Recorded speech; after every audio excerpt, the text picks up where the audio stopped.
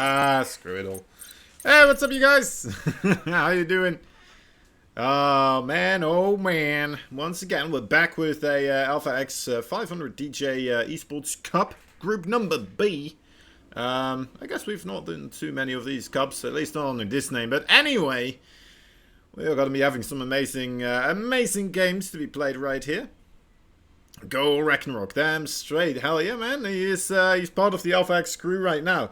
I was looking into it actually a little bit earlier on, and kind of trying to anticipate how it's going to go today. Reading up on the people and their achievements right now. What I realized, maybe some of you already realized this a long time ago, but anyway, what I did realize is that we have a guaranteed team kill perhaps here. Is it guaranteed actually? I think it needs to be at least one, right? Because we have two people from KC Gaming and two people from Alpha X, so... Is there a way we can avoid a team kill in this situation? I don't think there is.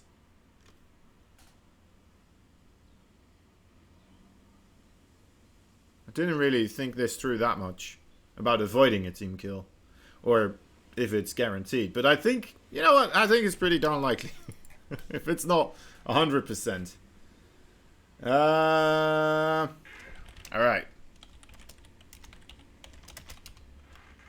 Alrighty. So, we may have a little bit of a switch up here with the ordering of things. As Nice is apparently still on his way home. He needs at least 30 minutes before we can get things sorted, so that's a bit unfortunate. We might start with Ragnarok Innovation first if we get that opportunity. Otherwise, we'll have to look into some other way to do things here. Anyway, as they're figuring that stuff out, I'm just going to sit here, chill a little bit, and talk to you guys. What's up? What's happening with you today? You guys having any anticipations on who will win? You know what? Personally, I think Innovation pretty much guaranteed to get out of this one. I think it's going to be a very cold day in hell if that doesn't happen. When hell freezes over, right? That's the saying. So yeah, I'm not quite sure if that's going to happen. It's going to be rough. If anyone will be taking him out, I hope it will, of course, be Zan and Ragnarok as the new Alpha X crew. Would very much enjoy seeing those bad boys coming up. It's funny as well, actually, that we were talking about in the MVP Cup recently this weekend on Saturday, I believe it was. We were discussing on how there's just not that many Zergs in the Alpha X team, and then right afterwards, a couple of days, bam! Ragnarok, what's up, my man? Welcome to the crew. Welcome to the team. Hope to have him for a long time and see him do very well in all the tournaments around the globe right now. All those online cups still happening. John. Yeah, it's a weird one. It's a weird pronunciation. I think, you know what, I've always felt bad about saying it in the way that some of the Koreans say it, because I just feel like I'm trying to put up some sort of an accent, if that makes sense. And I know that I'm not going to be able to do it, so I'm kind of sticking to the way usually the English commentators and such do pronounce it. Which kind of has been agreed upon by a lot of the casters who did manage to get a hold of him in the game. They did all start calling him Zaun. You know, it is pretty close. It is pretty close. And so far he hasn't messaged me yet, so I you know what? Actually, I doubt that he's really watching me. What I could do is actually perhaps watch the Korean stream a couple of times and then see how they are pronouncing it, right? Because I'm pretty sure they should have a good grasp on it, and then we'll have to wait and see if that's going to help me out. Anyway, so yeah, looks like they're still kind of discussing on what will be the greatest opportunity here for us, whether or not we're going to be able to get Innovation versus Ragnarok first to be played. I think that's the cooler matchup here anyway, right? Protoss versus Protoss is... Can be fun of course, but not as fun as a TVC of the scale of Ragnarok versus Innovation. really looking forward to that one. But yeah, it's still a little bit up in the air. Let's just hope that we don't have to wait for half an hour here for things to get started. You guys might get bored of me at that point. I don't think so, guys. I'm pretty sure we'll get a hold here of and Ragnarok, but we'll have to wait and see. What do I think about Zaun and Nice, who will win? Personally, I think Zaun has really been just fantastic in the PvP matchup, so I think he's a little bit favored there. Can't really guarantee it though, because again, it is a PvP matchup, and a lot of weird stuff can happen in a PvP matchup. It's very build order dependent as well. Is what they always tell me, those Protoss. So I'm kind of leaning towards thinking, you know what, that's just up in the air. It can go either way. It's Nice also. Really a rising star in the Taiwanese scene overall. Zaun, of course, a Alpha X compatriot, so already I'm a little bit more prone to hoping that he will be victorious there. And he's an up and rising star in Korea, right? That's kind of the big player league, of course.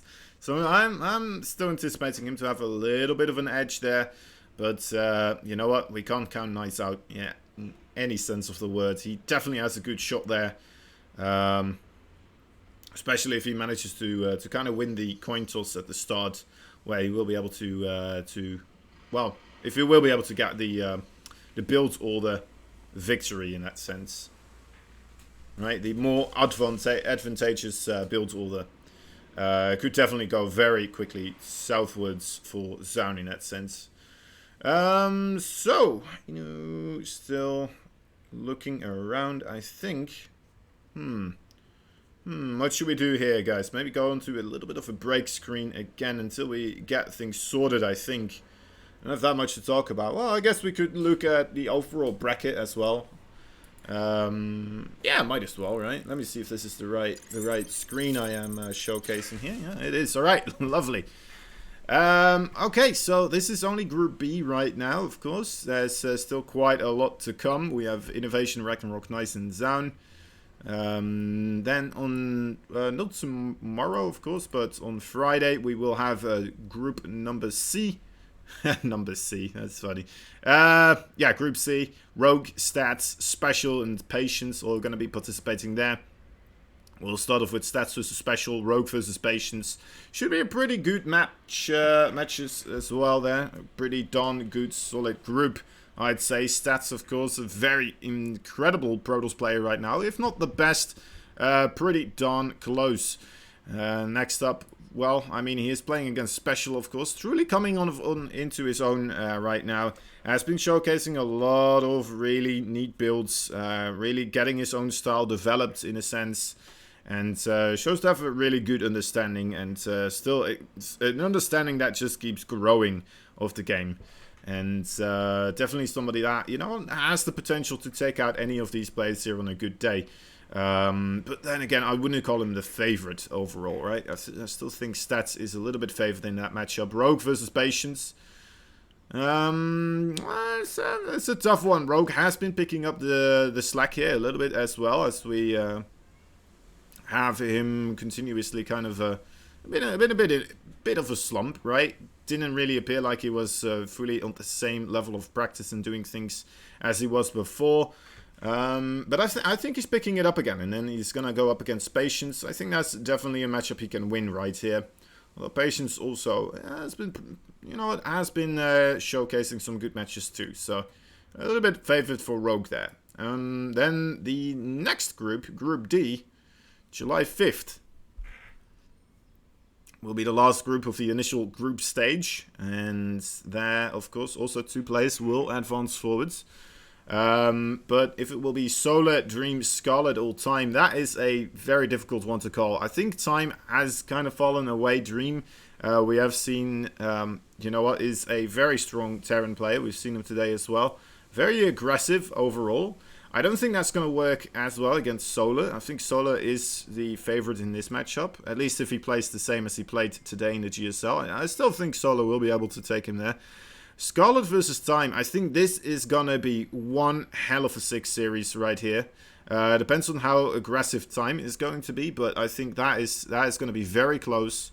And you know what? If Scarlet gets to do her thing, I believe that we will get a good amount of macro games between those two. And you know what? I'm just going to say Scarlet. Scarlet will be able to take that one. No problem. And then afterwards, of course, July 10th and July 12th, we'll have some other groups. The group stage number 2, Group A and Group B.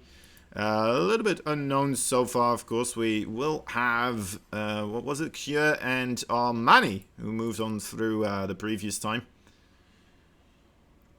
So they are already set up. One will be in Group A, one will be in Group B. And then afterwards we will, well, we'll wait and see who's going to be joining them. And then afterwards, of course, the playoffs will be happening at a later date. I think that will be... Let me see, actually. What will be the most logical one? 12th is on a Sunday, so I think that will be on Wednesday, the 15th, I suppose. I could be wrong about that. you can never see the date of it being played at the playoffs, which is something. Alright, anyway, of course, there's also the match arena. If you guys haven't already, just a little heads up. All you gotta do is, of course, type !match arena. Go to the website, log in with your Twitch right here. You don't need to make an account or anything. Nothing that much of a hassle. You press contribute, fill in the code AX500DJ, and contribute. I've already done it myself, so I can do it again, but it will add 50 cents to the prize pool overall after you press contribute. That would be greatly appreciated. I think we still have a really great amount of those codes, so definitely we are going to need your help on that one. Is there a delay? No, there's no delay whatsoever. In fact,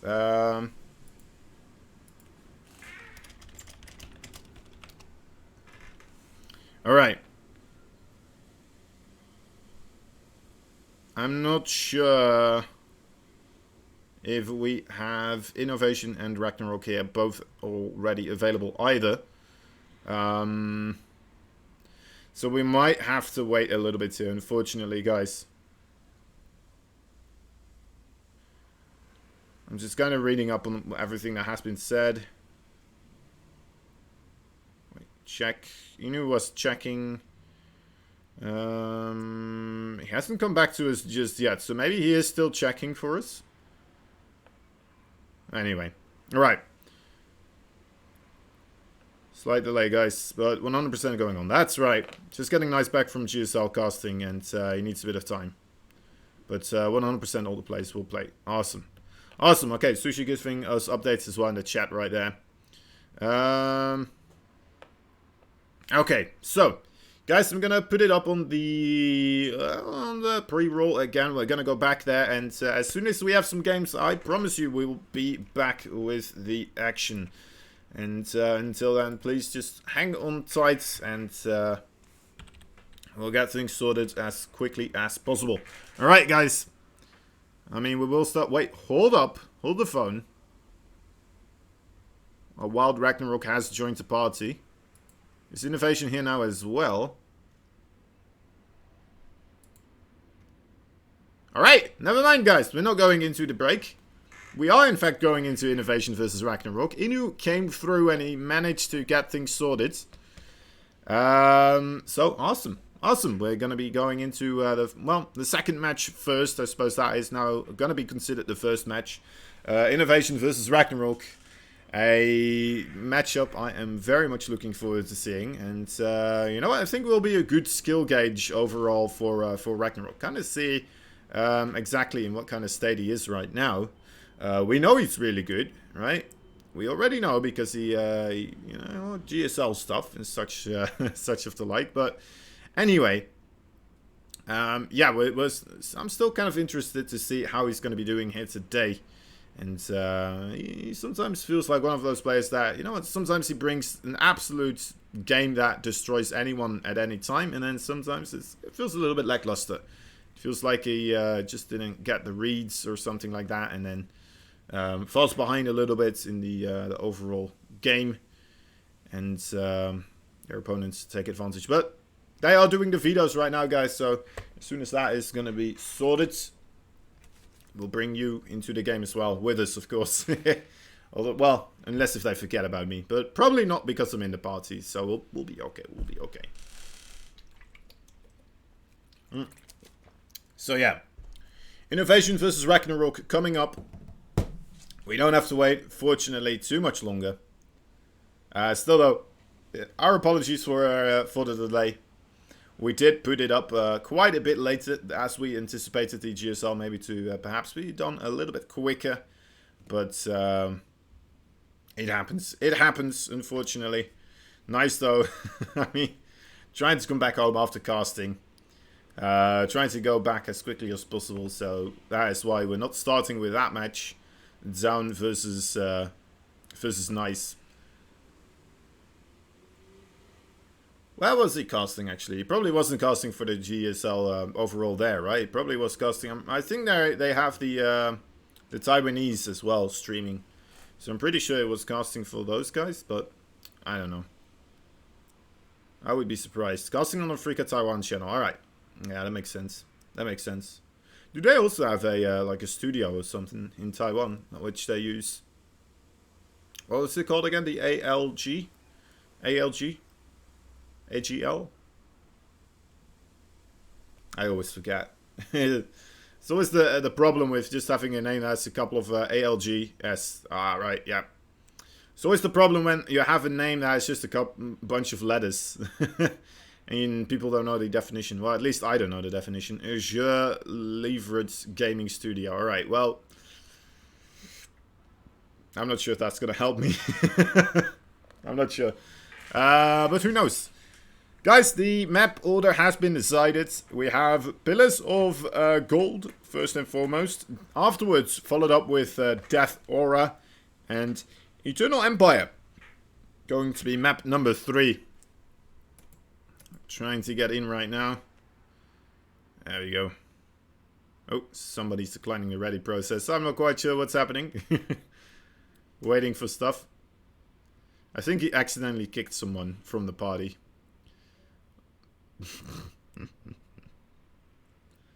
That's a whoops. That's a whoops. Alright, Innovation versus Ragnarok. So yeah, obviously Innovation still a little bit of favorite here, I'd say. I would say that is the I would say that is pretty obvious. Innovation always an absolute beast, particularly on the online matchups. Which is kind of funny because you know what, Cure also a little bit in the same boat, but then Innovation a bit more established on the offline scene as well, I suppose. A little bit more success for him there. So I think Innovation overall the scarier player. And oh my dear lord, Sniper, you son of a gun. You son of... Well, I guess that's why you are a sniper rifle anyway. But, man, oh man, that is 5 subs coming on through from him. That is awesome to see, my dude. Thank you so much. Sniper, probably the biggest supporter of Alpha X. You know what, maybe at some point we're going to have to do a tournament in his honor. Just because of the amount of subs that he's giving. Anyway, thank you so much, my dude. Thank you so much. All right. Sick. Already 6 gifted subs here today from just one guy. Just a random Alpha X member that is well, I say random, one of the OG's Alpha X's. Awesome to see, dude. Ragnarok versus Innovation is counting down right now, as you can hear the little clock ticking off, going down. I don't know why I did a Jigglypuff dance there. It's a bit awkward, but anyway. I am excited for this one. I truly am. A best of 3. Ragnarok versus Innovation. Let's get things sorted. You know what? Let me just bring you guys in here. I don't even care anymore. Let's just go into the loading screen, alright?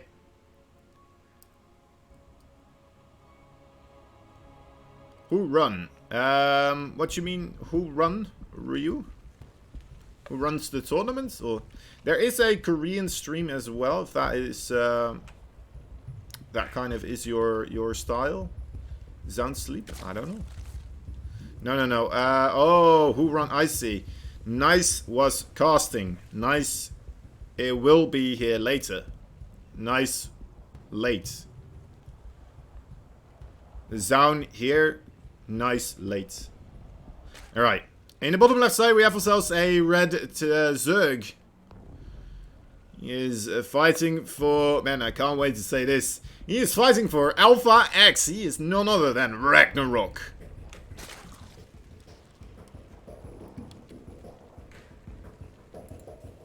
Now, I forget. Is Sushi? Sushi, are you still here?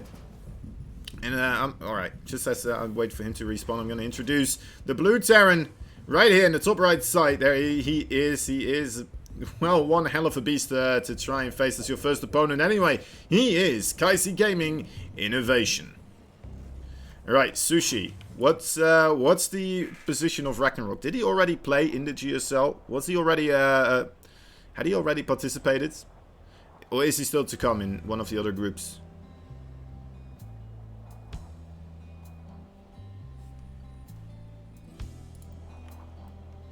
He plays in exactly 1 week's time. I see.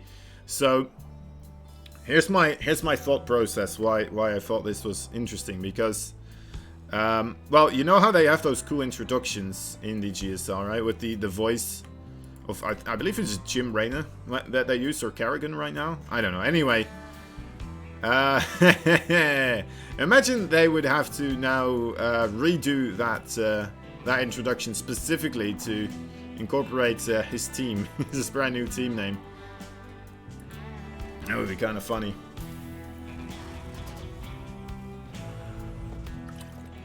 Or maybe that just stick Alpha X in front of it with an entirely different voice. Just to avoid having to get the voice actress come in immediately for just one recording of the sound. Maybe have them send it in from home. Anyway, regardless of all of that, let's take a look at what's happening here. Ragnarok getting harassed slightly by this Reaper. So far not losing anything at all. Nice positioning on the Queen there. Already has that third base well and early established too. Innovation didn't get the scout yet, so Ragnarok did manage to hide a little worker bee over here, and later on went over to start building that hatchery. Very nice to see. Innovation on the other side, going up with a very standard opening as well, of course. Entering, well, starting off with the Reaper Hellion. As long as he doesn't lose that Reaper, we'll be able to come around again later on, of course, with a little bit stronger. And oh my god, that got a little bit close there. Was a bit afraid that perhaps with that Overlord on the high ground, Ragnarok providing vision that Innovation was not anticipating there, maybe.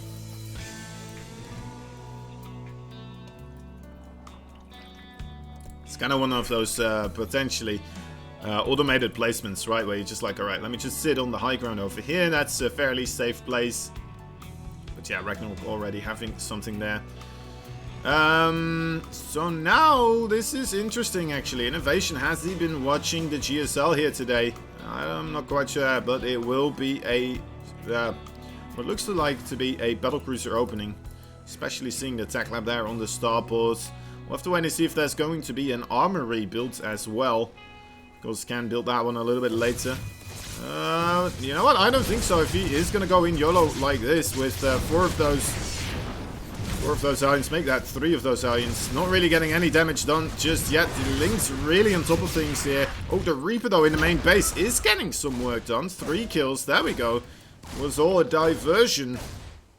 So that the Reaper could come in here and actually getting 4 kills right here. That is fairly impressive. Still not done yet either. Might get another one if Mr. Ragnarok is not careful here. Alright. What will happen? Still 4 workers though. That's a bit more than he had bargained for. Very nice. Okay, well. Did lose the 4 Hellions though, to be fair as well. Now, Ragnarok already making a couple of Spore Crawlers here. And he did get the scout on the Tech Lab's starport there as well. Now, he saw that there was no research going on in the Tech Lab. Oh, right over here. So perhaps he already can kind of infer that this will be a battlecruiser play. And I think he did, because there's the Spire going down right now. Will allow him, of course, to make those Corruptors, or perhaps even Mutalisk, depending on what he wants to go with, and how heavily he wants to counter the Battlecruisers. Alright, there it is, the first one. These Hellions, they do not have an armory, so they are just here to try and jump right on top of these drones. Queen's a little bit out of position here, but now coming on in. This is a difficult situation. Only 3 Queens will not be enough to take on this amount of firepower from the Blue Terran. And you know what? I think this is going to be a rough one here for Ragnarok. Maybe was not anticipating this amount of Hellions to still be joining in over here as well. Losing 10 workers already, and GG is called. That is very unfortunate. First game going into Innovation's favor, and we'll have to wait and see if that is going to be, you know what, happening again in game number 2. It's a bit unfortunate to have that go that quickly, of course.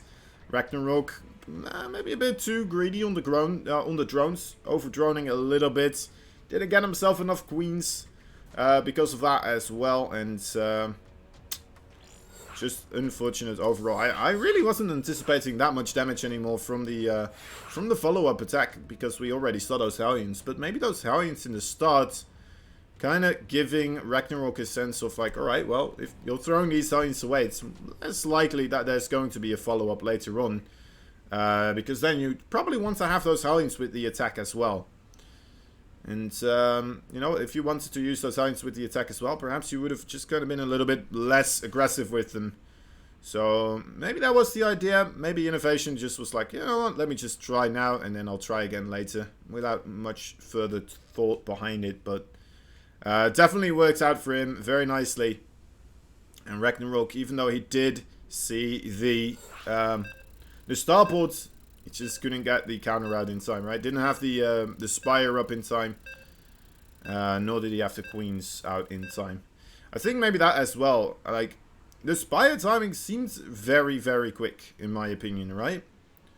I'm not sure if that is true, but usually what I tend to see from Zerg is that they try to hold the first Battlecruiser with the Queens and the Spore Crawlers. And then as that first Battlecruiser kind of appears, they throw down the Spire. And then it kind of gives you a bit more of a boost in the early on defense. And then later on, of course, you'll be getting yourself the rest of what you need in case more Battlecruisers are going to be created. Anyway, regardless of all of that, first game done and over with. Here he is again with a second chance at redemption here. Well, first chance at redemption, of course, I suppose. But anyway, the red Zerg in the bottom left side, he is from Alpha X. He is Ragnarok. The new, brand spanking new addition to the Alpha X roster. And over here, one of the true and overall very staple players of the Kai'Zi player base. He is the one and only Blue Terran. He is Innovation.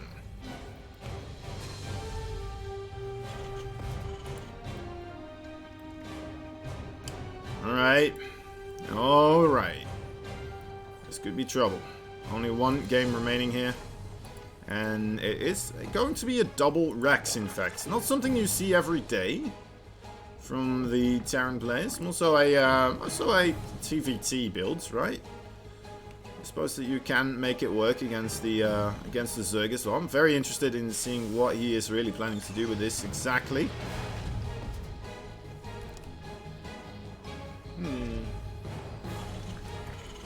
If he is going to just stick on the Reapers, maybe this first Reaper is just here to make it look more normal than it actually is, right? Could be the... oh no, actually another Reaper is coming in here. Alright. Double Reaper opening. Very, very interesting. Well, I mean, the other Reaper in the first game definitely paid its worth, right? Got a lot of damage done in that main base. Maybe that was because Ragnarok kind of, you know, a little bit slow with pulling the drones there. Or noticing that there was a Reaper in the main base, of course. Not really something you pay attention to that much anymore at that point, I think, either. But, of course, he could have seen that there was no Reaper with the Hellions, and... you can kind of assume that, you know, or kind of guessed that there will be something else as well, coming in from a different angle. That Reaper. Still a thing, of course. Anyway. See how much he will be able to get done with it so far. Goes up to 4 Reapers. Actually, 3 Reapers in total. Went to the Marine there afterwards. So 3 Reapers will be the strategy of innovation right here. Ragnarok made 6 links though. So it's a safe amount of links. Did go for 2 queens. They are moving across the map right now. And they should be able to hold their own against these 3 Reapers. But then again as well, if they run by these queens... Okay, no, they're already going back. So overall, you know what? With 2 more queens coming in, I don't think these Reapers are going to get too much done. They're basically... Oh my dear lord, that is a perfect surround there for Ragnarok. A very fortunate place for those links to be, of course.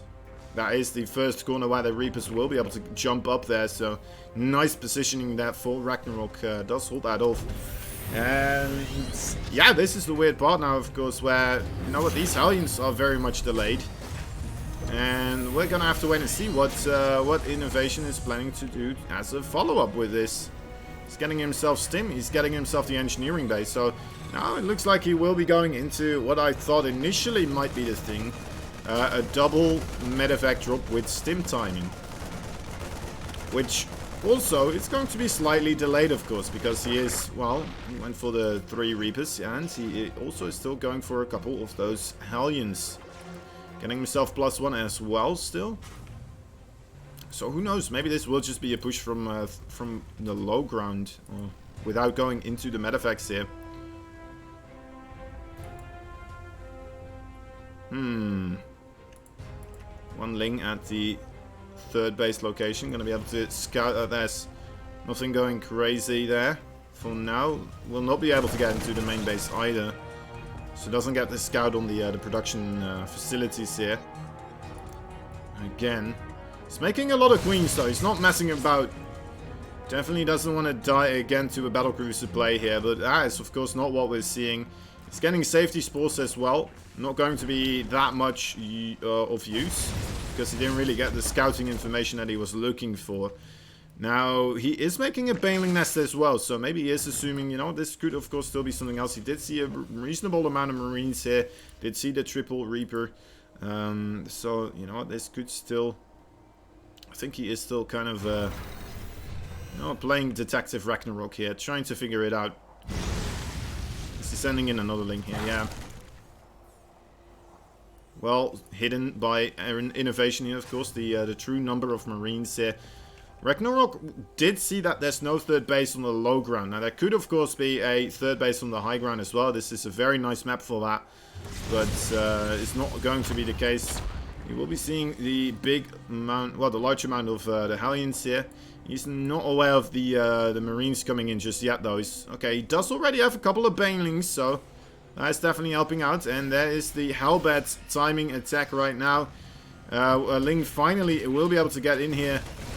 So do we have enough here for Ragnarok right now? Making a lot of Banelings, realizing the trouble he might be in here. Getting, well, reasonable connections, but he just doesn't have that much. The Queen's getting AoE damaged as well by a couple of those Hellbats so far. Some Hellbats targeting the hatchery. Actually, a lot of damage here being done on the hatchery, but I don't think it matters too much, as you desperately just need more Banelings to really deal with this. And another GG is going to be called. Ragnarok not figuring out what was coming his way this time again. And falls down into the loser match. That was sad. Yeah, that's true. To be fair, though, I mean, Innovation is innovation, right? He's like top 3 Terrans right now, if not top 2 or top 1. I still think, I know Dream mentioned that he doesn't think Innovation is as good as the other guys, but I still think Innovation is, I still think he is the, well, one of the top dogs, if not the top dog. So, I don't think you can really blame him too much for that. Maybe he felt like, you know what, I need to get a really good solid drone count basis to have a chance in the later parts of the game. But Innovation coming in the early parts of the game, as we saw, and really taking him down a notch. Alright. Brutal. That was brutal indeed. Okay, guys, remember there is the Metro Reno page. We have ourselves a, you know what, a ton of those coupon codes. How do you call them? The coupon codes. Yeah, that's the word. So all you got to do is go to the, well, first to the Twitch chat. And there you will type in !Metro Reno. And afterwards you'll find the link to this website. Once you're on this website, let me just kind of show you how you'll get here without being actually signed in. There we go. All you got to do is press that sign in and just use whatever you want, right? You're free to use anything here. It's already signed in with the browser. I use Twitch because that's quite easy here. And then you press contribute, AX500DJ. Voila, contributes, and I will add 50 cents to the prize pool. I can do it again, of course. I've already done it. That would be cheating. So you know what? They figured that one out. The can't just have one person filling out all the codes. Unfortunately, we also have a replay pack over here. This will be the entire replay pack. So if you are interested in getting yourself the replays of these games and just kind of look around, tap, pause, whatever you need to do in the game, look at whatever production tab I did not have open at the time, or look at any type of the build orders of through this entire tournament. Remember that, guys. It's not just these 4 initial groups, it's also the group stage number 2, so 2 more groups, and the playoffs, 2 best of 5s and a best of 7, all will be within this one replay pack. And at the same time you're supporting us, so that is very much appreciated as well. Yeah, there's some nice gear there as well if you like the jerseys, whatever. And a caster tip jar is always available as well. If you feel like I'm doing a good job, that is the place to be. Anyway, so very much appreciate all the support you guys are giving us with that. With that being said, I just got some unfortunate news. We have Nice still in the subway, so he still needs about 10 minutes. So we're going to go into a little bit of a break here for, well, let's put the timer on 7 minutes, alright? And then we'll see where we're at with Mr. Nice. Alright, so that's 44. There we go.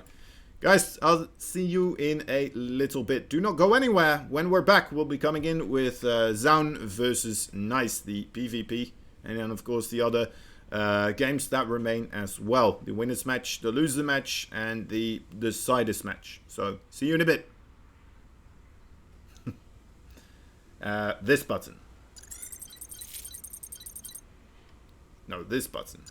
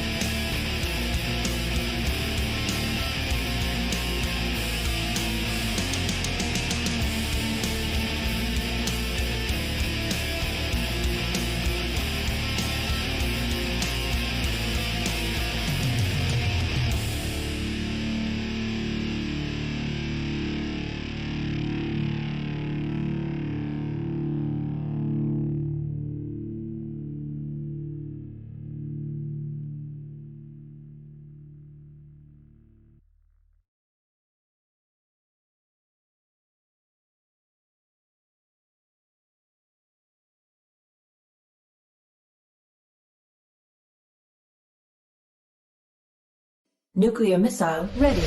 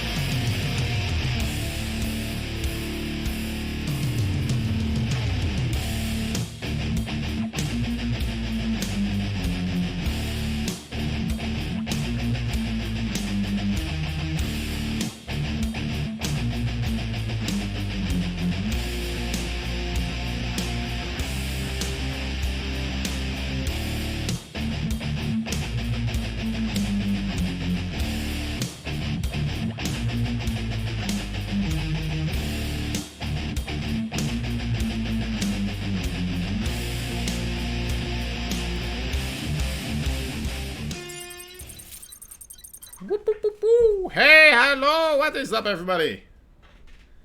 You know, when that's so fast, what the hell? Yeah, that's right. That's completely true. It seems to me like a little bit of a new sensation again, or a resurgence of the just try to kill them with the early push. Innovation sometimes does have that, though, to be fair, when in all the matchups. He probably just wants to play League again, right? That's the joke that always goes around on the Korean side of things. Whenever Innovation is doing things very quickly, he's like the entire Korean scene's like, yep, he wants to go play League of Legends.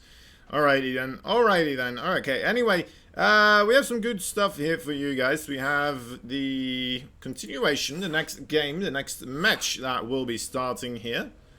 It looks like we do have ourselves. Wait a moment.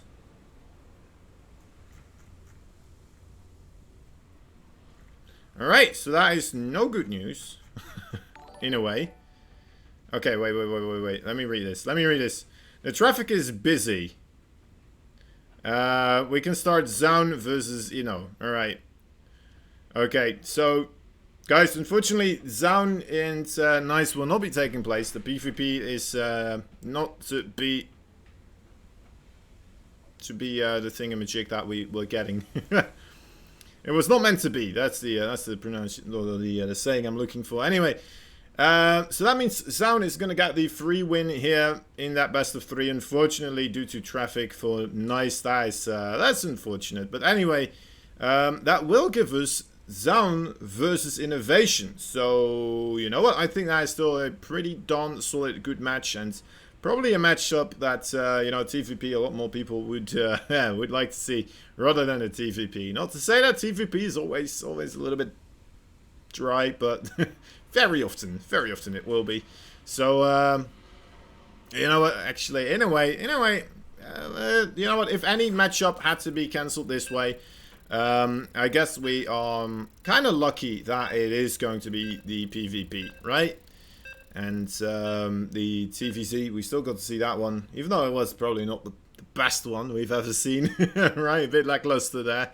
But I'm certain that we're still going to be getting quite a show here from a true and well-established Terran player versus an incredibly strong new Brodos is on the scene.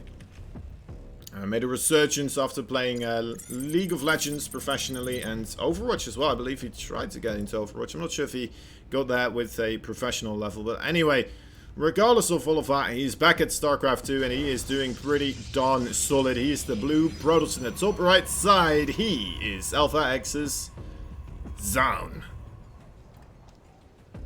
The bottom left side, we have ourselves a red Terran player fighting for Kai Z Gaming. He is none other than Innovation. Now, if you thought the TVC went quick, hold your horses. Just you wait until you see what might happen here with with the TVP.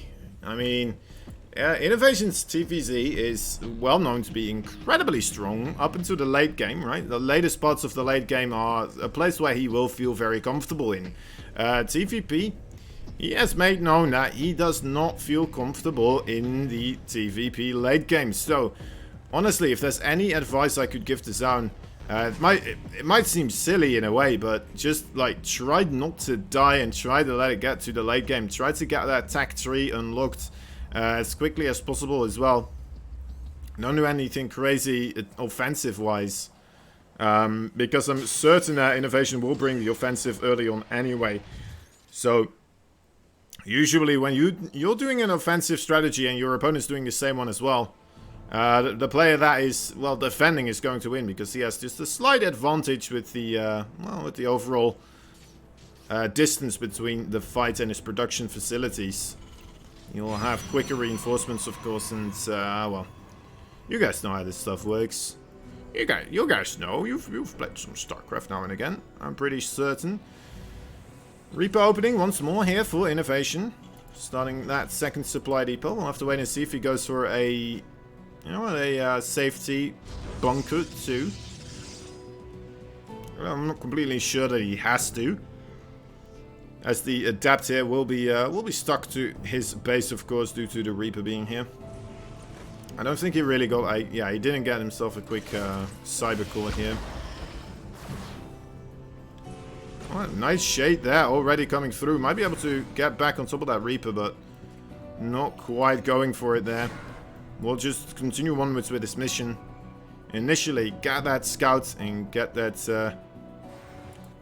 stuff going. Yes, I know. It's great advice, isn't it, Flathead?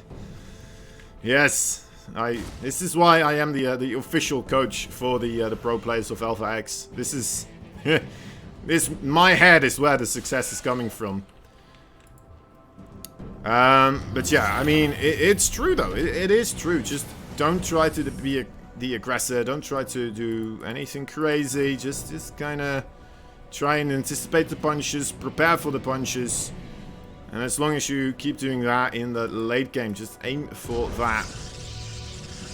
That's the strategy. Nice, unfortunately, wasn't here in time, and we had to move on with the series. So, unfortunately, we had to give a walkover. He will be here later on, but it was very busy in traffic, and he was away due to, well, he was casting for the Taiwanese stream for the GSL, so that is why it's taking him a little bit here to get back. So he will be going into the loser bracket, indeed. Well, the loser match, really. It's not really a bracket, is it? It's just a single match. All right, now Innovation. What is he up to? Oh, that Reaper actually almost getting past there.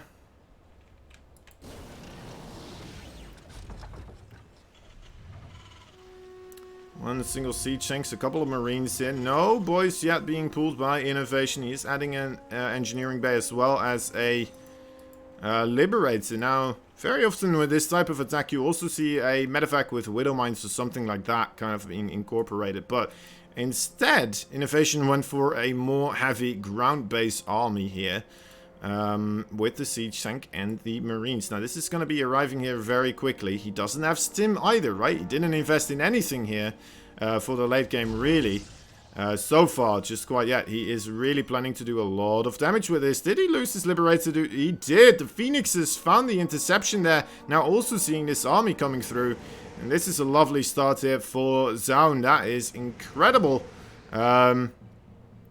Man, oh man, that just completely backfired there for Innovation to pick up on the siege tank. I'm not quite sure if I'm liking This attack, though, from Zaun, he's losing all of his gateway forces. It's still a scary amount of Marines here. Okay, moves backwards. It does give him a bit of time here, I suppose, to get another warp in and get the shield batteries going. I suppose he also doesn't want to allow Innovation to really get it out of here either. Right, doesn't want to allow him to get the free run back home again. Which is important not to allow as well. Almost getting that Viking there, 1 HP. Innovation definitely being bruised up here so far, but looks like it will be moving backwards. Ooh, almost losing a single Phoenix there. Did lose one before. But yeah, I think that was a pretty good hold there for Zaun. Innovation, though, behind this, he's not slouching either, right? He's already getting that third base. He's ramping up the production. He has that engineering bay for any continuation, potentially, here of this game. And he didn't lose that much. Lost a good amount of Marines, which I think is the biggest of deals. But other than that, I don't know if Zaun has enough to hold on here. Still, right? Just because Innovation's army still with a massive punch. All those siege tanks. And the Phoenixes, they're nice. They did manage to get a Liberator, of course, but they're not that great against this type of force to fight against. Unless if it's in the combination of a big Protoss gateway ball. And that's not really what we have going here for Zaun. He's making good use of the situation, though. Using those Phoenixes to pick up reinforcements continuously. Kind of getting his value there, but again, that third base of his getting cancelled here and being extremely delayed. A little bit worrisome. Innovation already having that third base now. Might be able to start pushing with that economic advantage here that he has built up now. 59 works versus 53. That's not what you like to see in a TVP. If you're cheering for the Protoss, at least. Zaun sees that this army is over here now. And kind of infer that there is a base because of everything being built up and set up over here. Nice dodge with the observer there. Paying attention to what is being built. Doesn't want to get shot down by that missile turret, of course. Ooh, sneaky little boy. Gotta be careful. He will be in range of that missile turret. Oh my god, that's just so close. How isn't it in range, really? Phoenixes, once again, attempting a little bit of harassment. The army units of Innovation. Okay, wow, that is quite fortunate. Managed to break line of sight there. In the nick of time before he lost 1 or 2 Phoenixes. Single Marine here, scouting to see if there is a base. And now he knows, but yeah, I am anticipating a attack here from Innovation as well. And I haven't really pointed this out yet, but it is in fact mech. I wasn't expecting it anymore after the amount of Marines, but I suppose that is why, of course, we're not seeing any medevacs. We weren't seeing any medevacs. And yeah, Innovation here, just ramping it up even further, getting himself a 4th base. And Zaun, this is rough, only now getting himself the Fortress for weapon and armor upgrades. Getting himself the Twilight Council as well. He does already have a Robo, right? So he is settled up with that. Has the Robotics Bay as well. Extended Tumulons is ready. He has 3 Colossus, or 3 Colossi, I should say. And I would like to see the Disruptors to come in now into the play as well. You know what, even...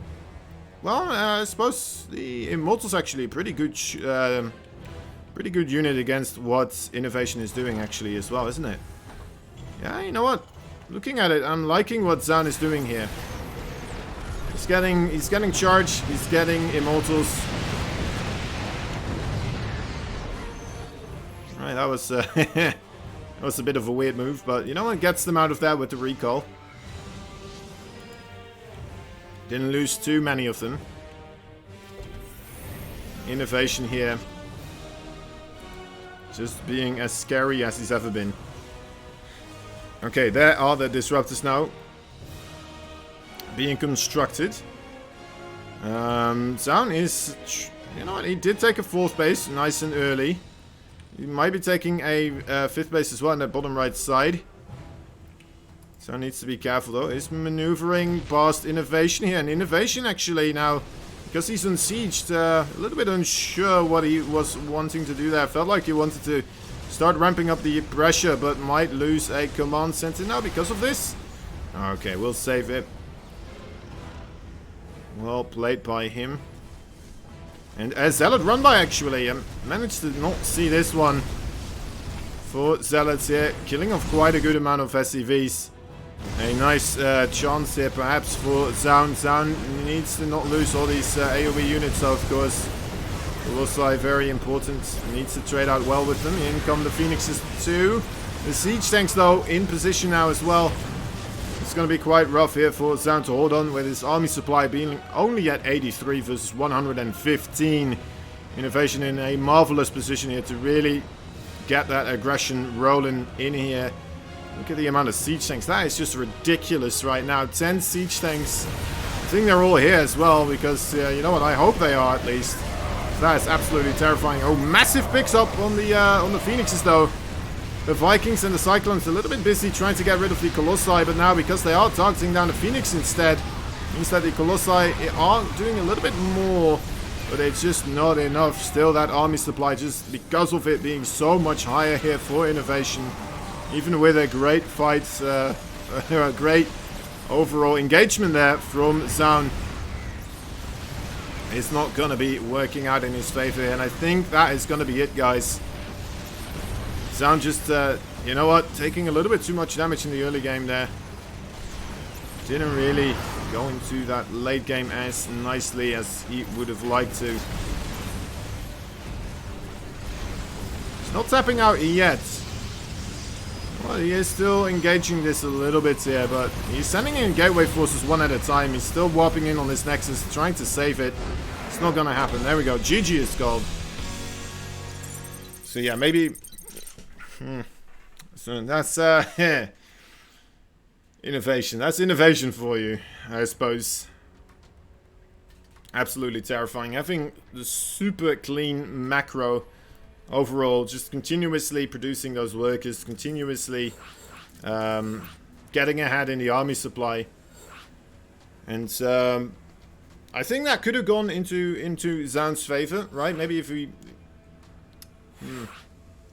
Maybe if you waited a little bit longer with the gateway attack as well, right? At the very start, he didn't do the gateway attack, but he kind of went on the field, which, you know, it's a good thing to go on the field. But then, he kind of was stuck there, right? He kind of was just in the middle there with his forces. Still engaging when the siege tanks were sieged up. Yes, he did manage to pick him up. But, I mean, the Phoenix is there just continuously shooting a siege tank. I think it would have been even better if he just picked up the siege tank with one Phoenix and then used the other Phoenix to pick up Marines. Right? That would have been more advantageous. So definitely that very first fight, I think it harpens back to a lot of that game, to that first initial engagement there. And Zaun losing those first couple of gateway forces. And Innovation coming in afterwards with a bigger army, macroed perfectly behind. And there it was. That was the problem. I think, let's see what Goomba is saying. I think what's happening is a lot of Protoss are starting to adjust to the mine plus armory change, which means they are less likely to go for the super annoying mass gateway styles. And now they're just, they're starting to die to mech more often because more people are building robos to go Colossus. Maybe. Maybe. I still think you want to have the Robo, though. I think the Robo is a good building against mech, though, right? You have the Immortals. You can go into Disruptors later on, which you kind of need for the ultimate army, which would be the Carrier Disruptor, which is what we've seen being used to beat Innovation beforehand when he is trying to do this type of mech play. Who was doing that again? I forgot who it was, but it was that one hell of a show. Took a long time, but Innovation... it was the GSL, right? Innovation was just making all the... is he going double gas? What's in there? What? Okay. He's hiding his barracks over here as well, by the way. But anyway... It's useful. The Colossus are not very strong against siege tanks. Yeah, that's true. That is true.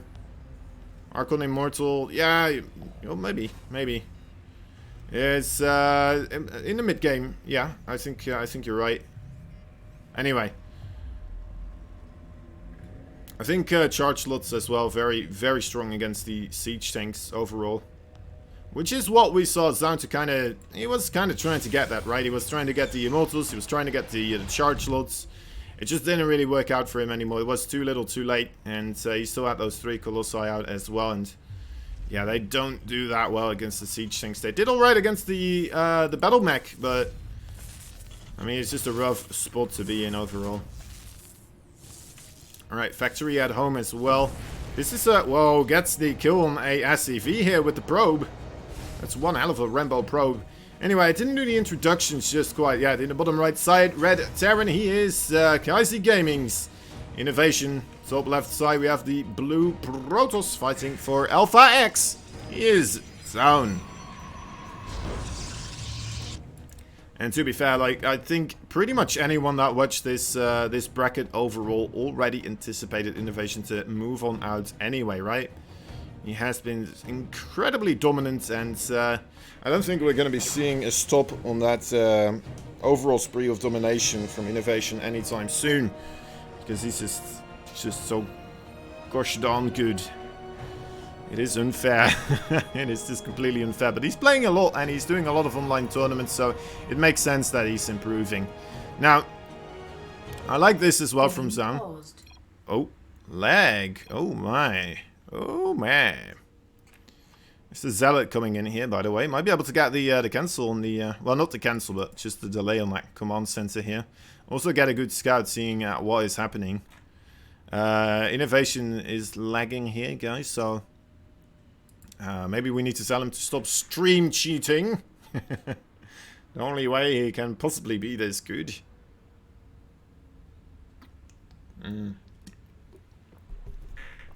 Probably not the case, though.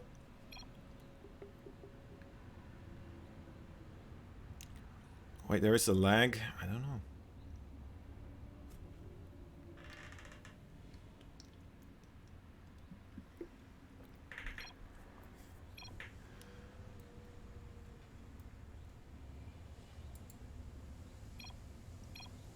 I think Innovation looking on the thingamajig here. Like, we're not hearing anything from Zaun, so I think it is on Innovation's part, because Zaun is not really saying anything about it. He's just kind of like, alright, well, you deal with your lag. I'm cool, I'm cool. Normally, if both people lag, they would kind of say, like, yeah, that's true. Oh my, actually, the Zealot and the Stalker here. Wow. Oh, and that was definitely a lag spike there. Okay. Looks like the players are not having those, though. I'm pretty sure if they had that lag spike, they would have paused. Also because during the lag spike, we saw a recall being used there by Zaun. Sometimes you have these like weird lag moments, though. When you are from a different region and you're connecting to the Korean region. For some reason, I don't know what it is, but it will sometimes do this type of stuff. It is rather annoying, but fortunately there's not been a fix for it just quite yet, and I'm not quite sure how easy it would be to fix this. I think if it would be easy to fix it, it wouldn't be here in the first place. Anyway,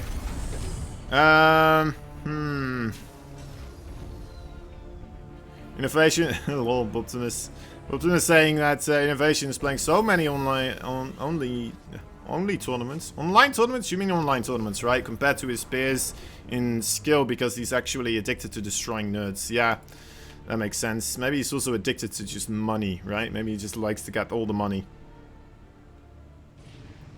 Yeah, I assumed it would be online, but then I thought maybe it isn't, and I thought, well, let me try without making it into online, but it didn't work out anyway. I like Zaun's opening here a little bit better. It's the most standard one, right? Going for the Twilight Council first, getting himself the Blink Stalkers. We'll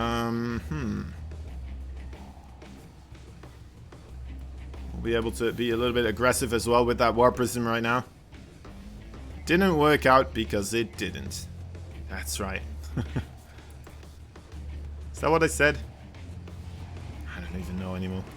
Mech Field Accelerator almost about to be completed here. Are we going to see another mech play here? I think we are. Two factories already. Innovation just continuously making the mech play into his style, I suppose. Did Sound just do another warp in here? Yes, he did. So there's no warp in at home, which means these three... Okay, no, he does have the warp ins right now available, but... Did get... okay, he only warped in this one Stalker and an Adept, so he's kind of mixing it up a little bit, and... Not much at home anymore for Innovation right now with the blink as well. That wall will not be able to save him. Gets on top of the production, and Innovation realizes he needs to get the hell home with those Cyclones. SCVs are being pulled here. Wow, with the Zealots though in the mix now as well. That is going to be a very tough fight, and Innovation might lose this one right here, right now by losing this amount of SCVs. It is just going up, up and up. That worker kill counts. And yeah, with the mobility here provided by the Warp Prism and the Blink, of course, this is going to be very difficult for either the Cyclones really to clean this up or the Liberators. As of course you can pick up against the Liberators, and you can just blink away from the from the Cyclones. You can just pick up against the Cyclone lock-ons, and the Liberators you can just jump away from with the blink. Anyway. Oh, nice pick off there. He's still going for it. Continues the SCV reduction overall. The genocide of the SCVs. 28 workers going down right there. Well, more than doubling the worker count right now. Is down. Just needs to hold on against any type of counter aggression, and he should be good. That's why most likely we are seeing the 2 more gateways right now being added into the mix as well. And what are we going to be seeing here for Innovation? How is he planning to get this sorted at this moment in time? If he even can, I don't think he will be able to. Look at the amount of Blink Stalkers, and there it is. GG. Down ties up the series. A very unorthodox opening there for Innovation. Once again, making it look like he wanted to just ramp up the aggression very early on. And take an early lead, but instead it left him open for Zound to take the initiative on the other side of the map. And you know what, that is just some nice scouting there from Zound, and nice adjusting as well. I'm not sure if he completely figured out what he was up against, but he got a good sense of it. Got a good whiff, and then he just knew what to do at that point. And managed to prevent lethal damage being taken there. Very nicely. I love the fact that he warped in 2 new units at the front as well, and then 2 units at home as well. There must have been like just a very conscious decision, right? As in like, alright, how much do I actually need at home? And how much can I really put into his attack? Because this attack could just win me the game right here, right now. If I don't over-defend at home, and actually do have still a very potent attack force. And... because it's not like he was halfway mid doing his warp-ins and then being like, oh wait, hold up, let me go back home, I'm being attacked. That's not how it happens, guys. People warp in like, that's like, that's how quickly they click. Or they use the auto clicker, of course, as well, that tool, and then you just move your mouse about and you'll get all your warp-ins done. But yeah, that was very cool to see from Zound. Very tactical, very chess-like maneuvering overall, I'd say. And yeah, being a great tactician there in a sense. So let's see what will happen in game number 3, the tied-up match. And if we have Zound moving on first in this group, that would be rather impressive. I was not expecting that. I suppose, yeah, out of the 4 people, it was most likely to be Innovation, right? It still is most likely to be Innovation. And then out of the other 3, I think it is a little bit of a toss-up between Ragnarok and Zound. I think it could go both ways, but... Anyway, let's hope we will not have to see that happen here. And could we have still no team kills whatsoever? I mean, if... Alright, let's think this through. If Zound wins this one... right? That would mean we have Ragnarok versus Nice, and then if Ragnarok wins that one, we'll have Innovation versus Ragnarok, the rematch.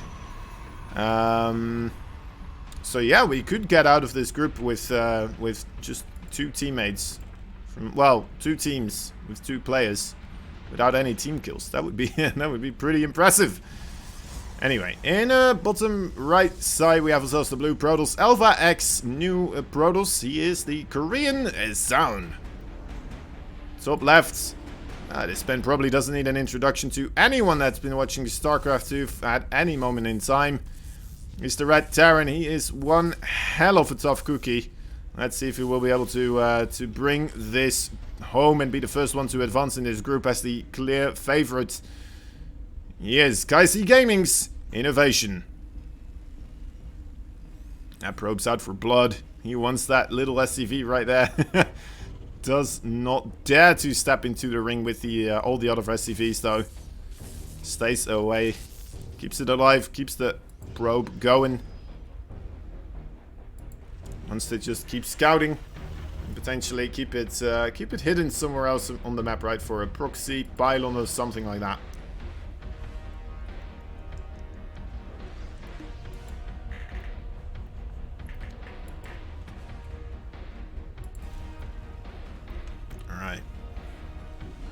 Very low on the gas over here from Innovation. He's going to get himself a second barracks once again, actually.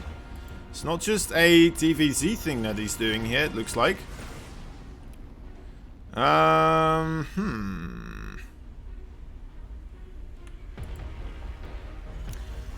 Another barracks. Okay, so actually triple barracks right here. Now, if Zaun does the same thing, right, where he does go for the quick robo and then into Colossus, that would have been nice, but instead he's going for the Stargate.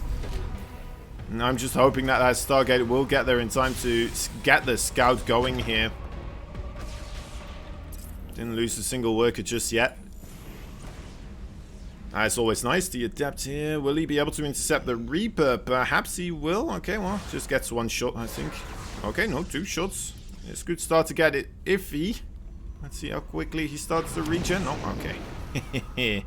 No chance there for the Reaper with the stock coming in as well. And that's the Phoenix now being created by Zaun.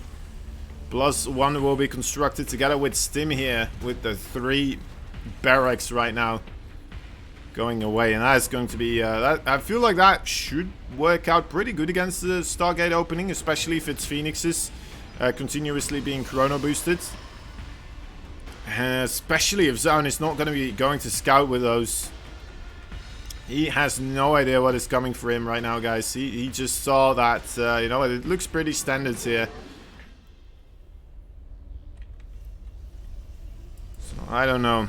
I think Zaun is going to be in a rough spot. He is making a shield battery there. That is always a nice thing, of course. The Phoenixes. I would love to see them get a little bit of a scout going. Because this could be quite a scary ball of Terran coming down the woodworks pretty darn soon. He does have a probe, so as soon as it does start moving out, he will see it coming across the map here. But I'm pretty sure that we'll see it pretty quickly here. With the 2 Marauders being added in, he'll probably start marching across the map here. Zaun, I mean, yeah, I guess the army count not that far apart here. With his shield battery there as well, but then again, I mean, most of his army count is in those Phoenixes.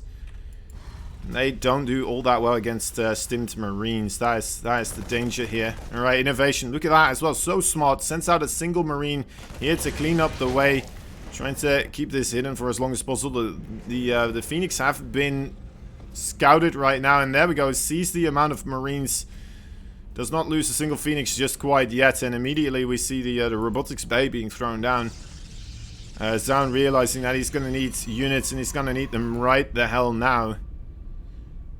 Phoenix, maybe the Phoenix can still keep these Marines preoccupied. I mean, there's no medevacs here, right? So every stim he does get out of these Marines will cost him dearly.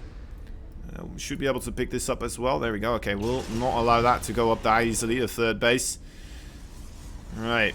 Let's see how Zaun is going to be able to hold this. I think he is in a pretty good position here with that shield battery. Shield battery overcharge as well. It's immediately targeted down though. Immortal needs to shoot down the Marauders here. Probes are being pulled. There's the Phoenixes now coming in again as well. He's losing a lot of probes though. He's losing one hell of a lot of probes.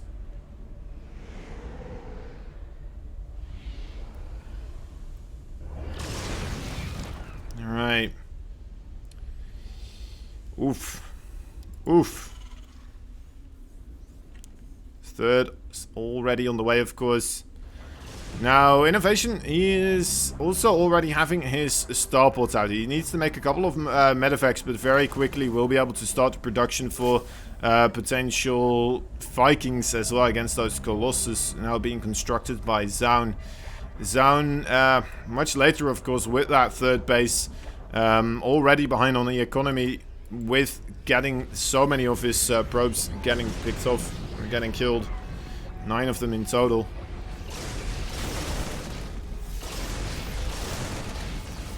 I'm loving the Phoenix harassments, don't get me wrong. I mean, for 5 Phoenixes, he is getting a heck of a lot of work done. Gets another unit there as well. The medevac falls down 2. Let's just hope he will be able to keep things going at home as well while all micro-ring those Phoenixes.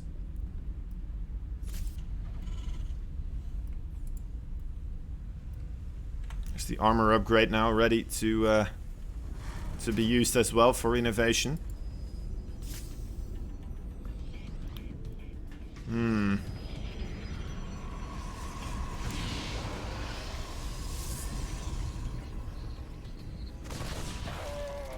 Right.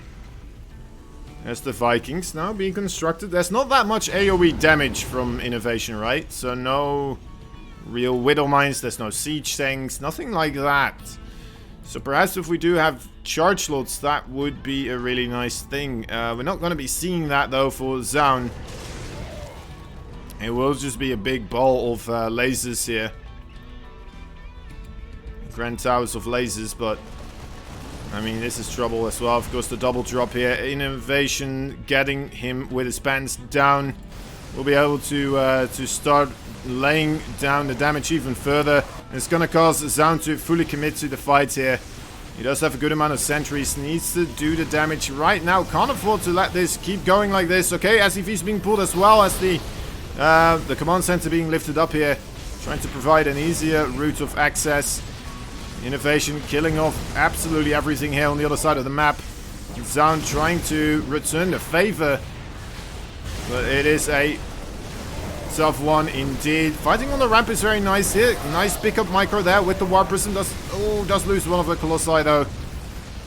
28 workers did die for Innovation. So, you know what? In a way, it equalized a little bit, I suppose. But I still want to give the, yeah, definitely a clear advantage here for Innovation. Looking at the supply, 61 army supply right now, still ahead on the worker count as well. Actually, that is, of course, a 10 worker lead, and that is quite massive. That's like a third more, right? So, I mean, that is rough. That is rough for Zaun here. Coming in with his forces. GG is called. Innovation takes game number 3.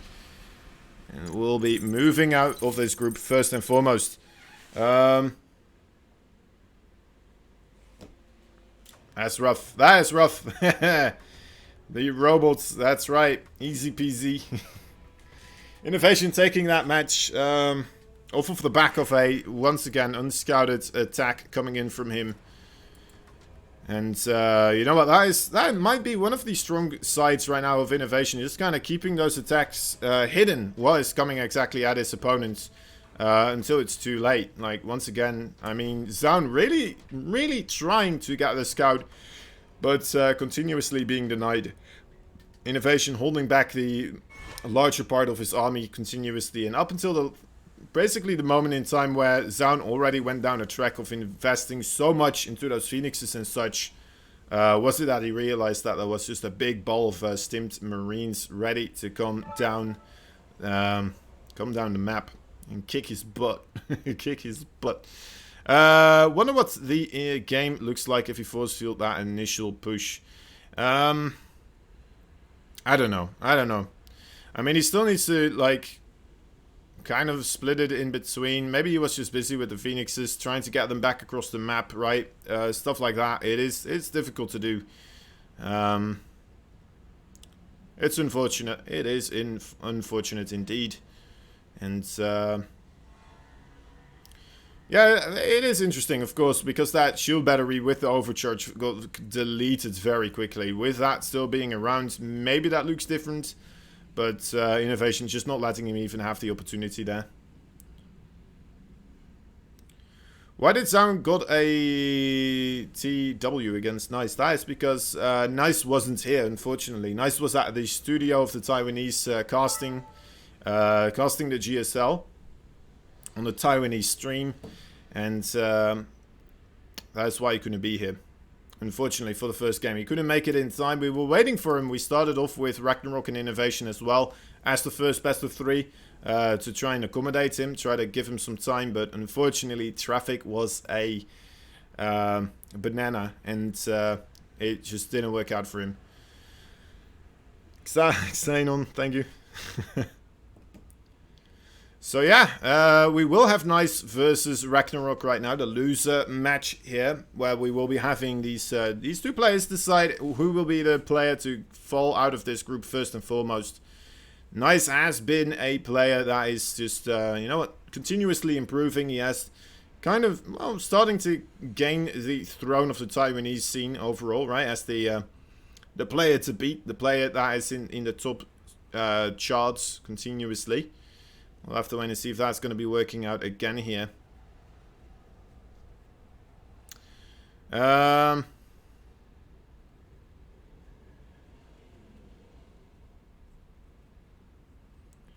R2s, yeah, the Phoenix definitely were a problem in that game for sure.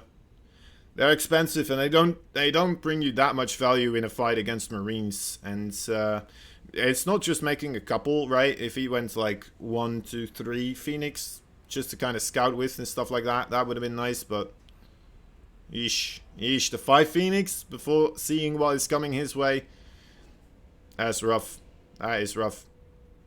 It's also, of course, the level of Phoenixes where at that point, if that goes unscouted and Innovation's not prepared for it, that could incredibly swing the game into the favor for Sound, right? Killing off a medevac very quickly when that tries to come in, dealing with Widowmine drops, stuff like that.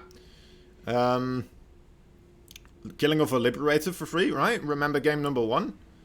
Things like this definitely can be achieved with those Phoenixes, but it looks like Innovation just a little bit too prone to going a big ball of Marine very early on in the TVP matchup right now. And, yeah, just kind of playing into his strength and managing to keep Zaun a little bit in the dark there as well in game number 3. Alright. Alright. The series will entail the maps Everdream, Submarine, and Pillars of Gold. In that order as well. Ragnarok versus Nice. The third best of 3 here. Of course, the winner of this one will still have to go through Zaun as well. So Zaun is going to have to be watching the stream right here, hoping that the player that he wants to advance, he wants to play against, actually advances. I think, personally, Zaun will do okay against both of these, but against Zerk he might be a bit more predictable. So, I don't know. I don't know what he would prefer. It's a hard one to say.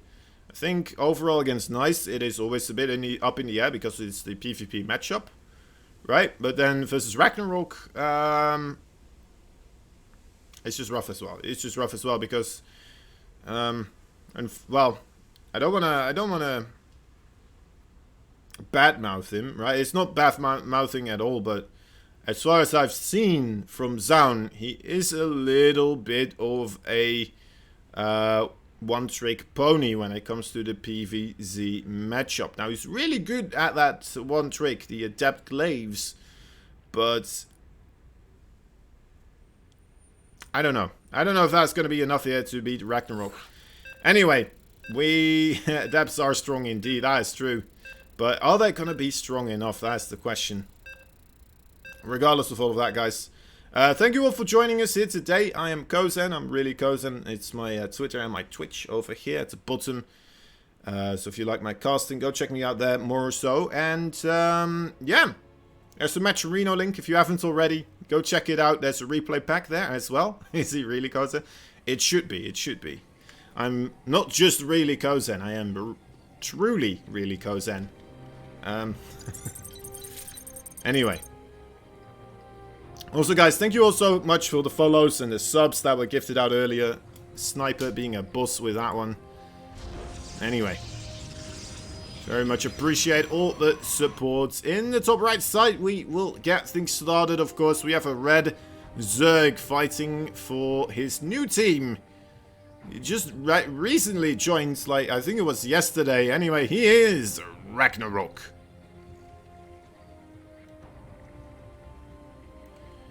In the bottom left side, we have ourselves a blue Protoss fighting for Kaisi Gaming. He is none other than Nice.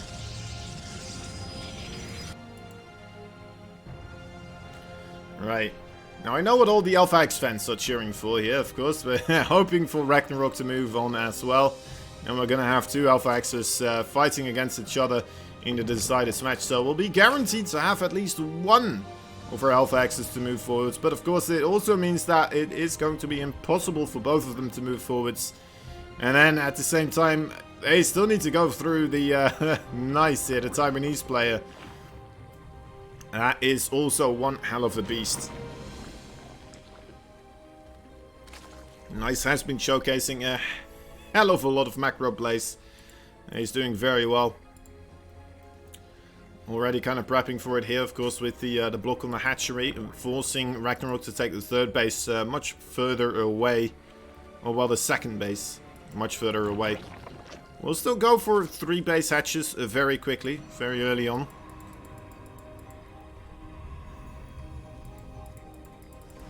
Well, we'll just have to kind of wait and see what Nice is planning to do here. Ah, what's up, Sun Lily? How you doing? Welcome to the stream.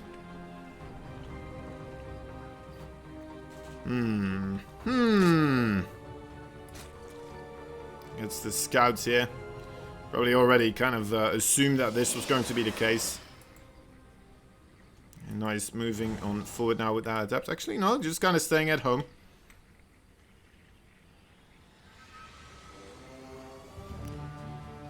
I thought you were you're saying nice. I want to see how you defend the first adept if your second bait gets blocked. Never mind. I thought you were talking too nice. It's always the problem when you have somebody that's called nice. Oh, these links coming on in here. We'll be able to get a scout. And what is this? Is Nice? He's going for a forge. Ooh, what? What? What's that about?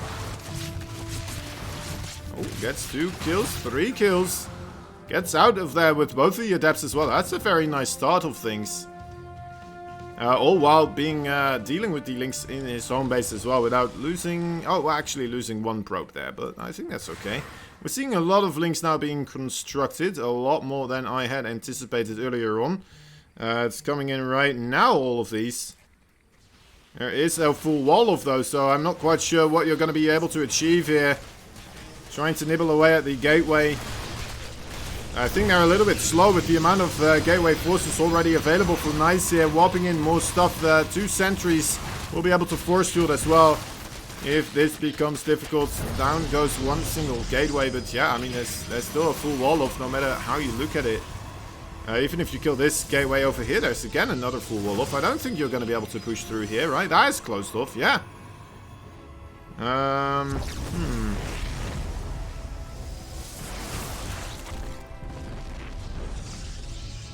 A Link Flood here. Definitely doesn't seem like the right choice. He's now quite far behind on his army. Maybe after seeing those 2 adepts and seeing the 2 first initial links to get in there as well, maybe he got a little bit overconfident and decided, you know what, maybe I will be able to just bust him here. But, yeah, this kind of just put Nice in a wonderful position for the rest of this game here. We'll need to see something else going out of Ragnarok to make this still a game turn out into his favor. Making a Roach Warren, that might help out a little bit here. I'm wondering if he's going to go for a second all-in. He's getting a good amount of drones now, though. Let's keep our eyes on how many Overlords he's making. He's making 3 Overlords at this moment in time. So it could very well be... Yeah, okay, making another Overlord here. I am assuming we're going to be seeing a Roach Flood pretty darn soon afterwards. And, you know what? The longer he keeps these links alive, yeah, needs to just kind of keep them busy here. And that's the Roaches right now. 7 Roaches on the production tab. It could work out well. I mean, a lot of the money of Nice did go into those sentries, and they do not do well against Ravagers, right? So if Ragnarok gets himself a good amount of Ravagers here, I think he might still have a shot.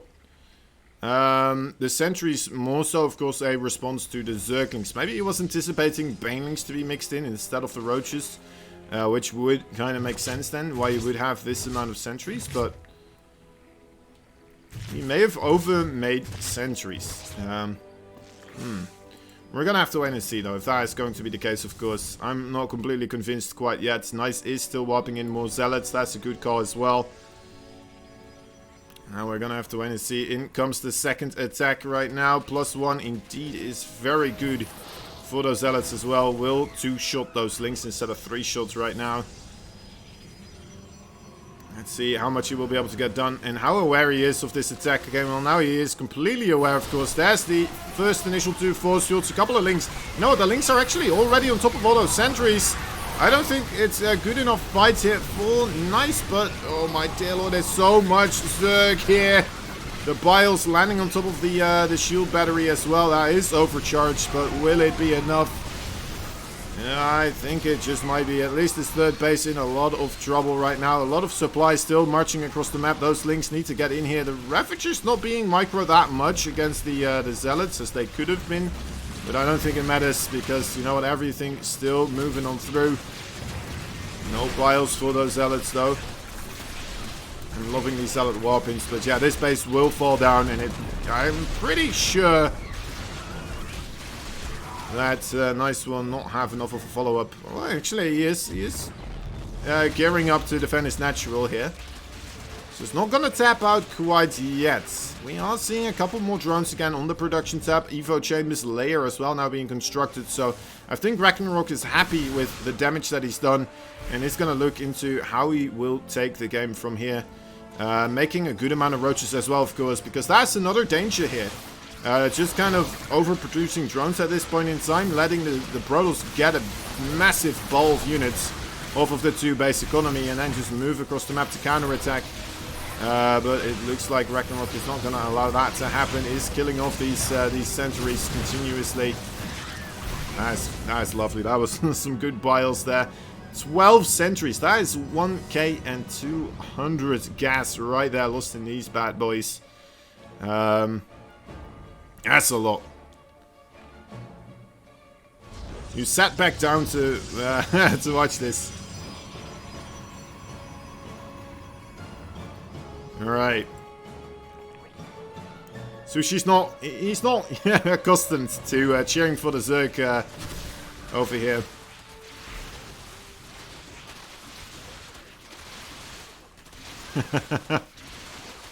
We're used to seeing, watching Sound versus Ragnarok. That's right. Sound and Estrella. That's true. But you know what? Ragnarok doing well right now. He is a little bit behind on the overall upgrades here, but he is getting himself the 4th base. He's set up pretty darn nicely. And that's a pretty solid work account. Not the greatest work account, so as soon as this 3rd base does get completed, things in the economy will kind of balance out again. But of course the 4th base once again will tip the favor slightly into Ragnarok's favor here. Oh, needs to be careful. That's a lot of sentries again though. Cleaning up these rocks, but they're still there. Not getting abused though just quite yet by Nice. And here we go. There is the attack. Some Biles landing on top of the force fields right now. Will we have ourselves Ragnarok being able to beat back this Protoss army? I think he just might. Looking at the supplies right now, it's definitely not looking into the favor for nice. Ragnarok smells it. He's moving forwards, coming in for the kill.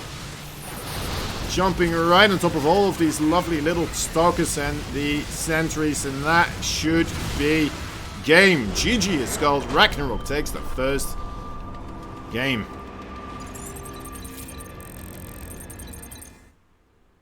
Yeah, unfortunately that timing for the ad didn't work out there. Oh man. Sorry, I thought I had run an ad earlier than that. Anyway. Anyway,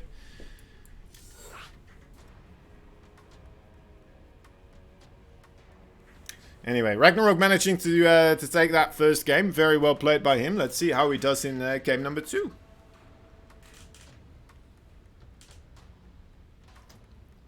Ah, water. Don't forget to stay hydrated, friends.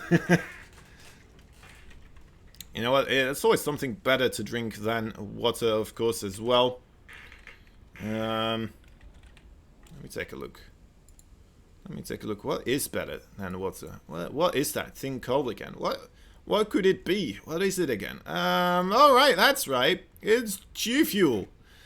Because if you're not drinking G Fuel, well then, I don't know what you're doing. You're probably not involved with esports.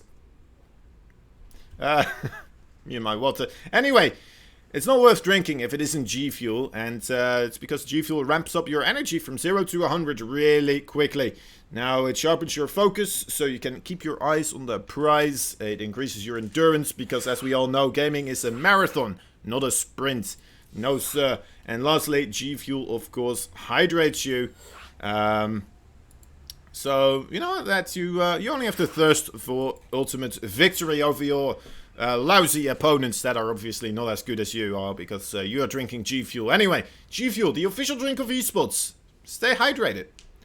Stay hydrated. It's some hot weather out there, so it's a good idea to have some stuff to drink now and again. All right. Anyway, there we have it.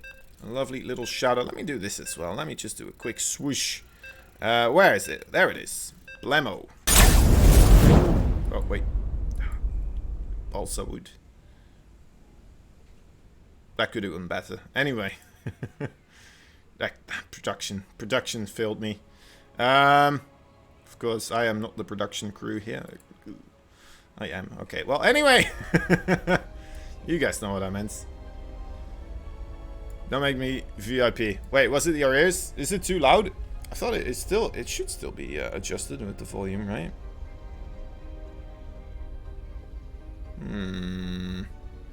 Maybe it's not. However, I deserve this. The G Fuel was loud for you. Alright. I'll keep that in mind. I'll look out for it. Okay, going into game number 2. The bottom right side, we have ourselves a blue Protoss fighting for Kaisi Gaming. His teammate already has advanced, but this one's not doing all so swell just quite yet. Anyway, he's the proud jewel of the Taiwanese scene. He is none other than Nice. His opponent right here in the top left, well, becoming to be a senior of the GSL here, the Korean StarCraft League. He is none other than the Red Zerg, fighting for Alpha X, going spawning pool first. He is Ragnarok.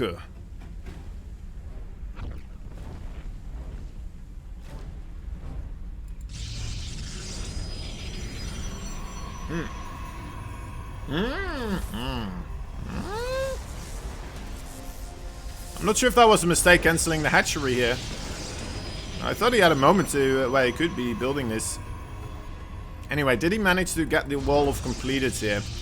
That's the idea, right? We've seen this in the GSL as well. I think it was with Dark did this, where he made a hatchery to completely wall off the Protoss. So he has to either decide to have the Zealot go forwards or not. But it looks like there's still a little bit of a gap there for the Zealot to be a pesky little corridor boy. It's just always rough. I feel like you just want to have your Zerglings here as well, right? Just target down the Cyber Core. But then again, I suppose then that would leave more room for this Zealot to be harassful. Alright, this gateway will fall, but I mean, there's 2 Zealots right now. And they once again have a whole new choke point to be abusive with. Alright, with the probe there as well. Lovely hold position. Very nicely done there by nice, great micro overall. And yeah, I'm not seeing these links breaking this anytime soon here. Definitely unfortunate there for Ragnarok not being able to complete the wall off there. Now will start spreading creeps though. If he does break anything now, it's going to be harder to re-wall. Especially with the creep just seeping forward and forward. Oh, the Zerglings get a good surround here. Will it be enough though? The shield battery is that. Doesn't look like it will be. He's just going to have to run past and, you know, just get a scout going with those 3, I suppose. Oh, jeez. Oh, jeez. Once again, Ragnarok looking like he wants to get a sneaky quick lead here, or a quick win. But, it didn't work out. Didn't quite work out in his favor. GG is called. And that's going to tie up the series very quickly here. Yeah. Ooh. Was not expecting that. But hey, there we go. Ragnarok attempting a quick win and nice being able to pick it up. Never seen a hatch at a wall like that. You haven't. I think it was Dark using it in his GSL group. I think the idea behind it is that you make an entire wall off, so the little corridor for the Zealot to run back and forth between is blocked off. And that will allow you then to just have those Zerglings wail away at the overall wall for free. And I think Ragnarok thought, like, you know what, let me try that as well. But with the way that Nice had positioned his structures, it just wasn't possible. Because the gateway was a little bit forward, like 1 block forwards. So you couldn't build a hatchery right in front of everything. And then, because of the way how the hatchery is shaped, right, it doesn't fully block off wherever you put it. So on those corners, you can still kind of move past. And that's what we saw right there.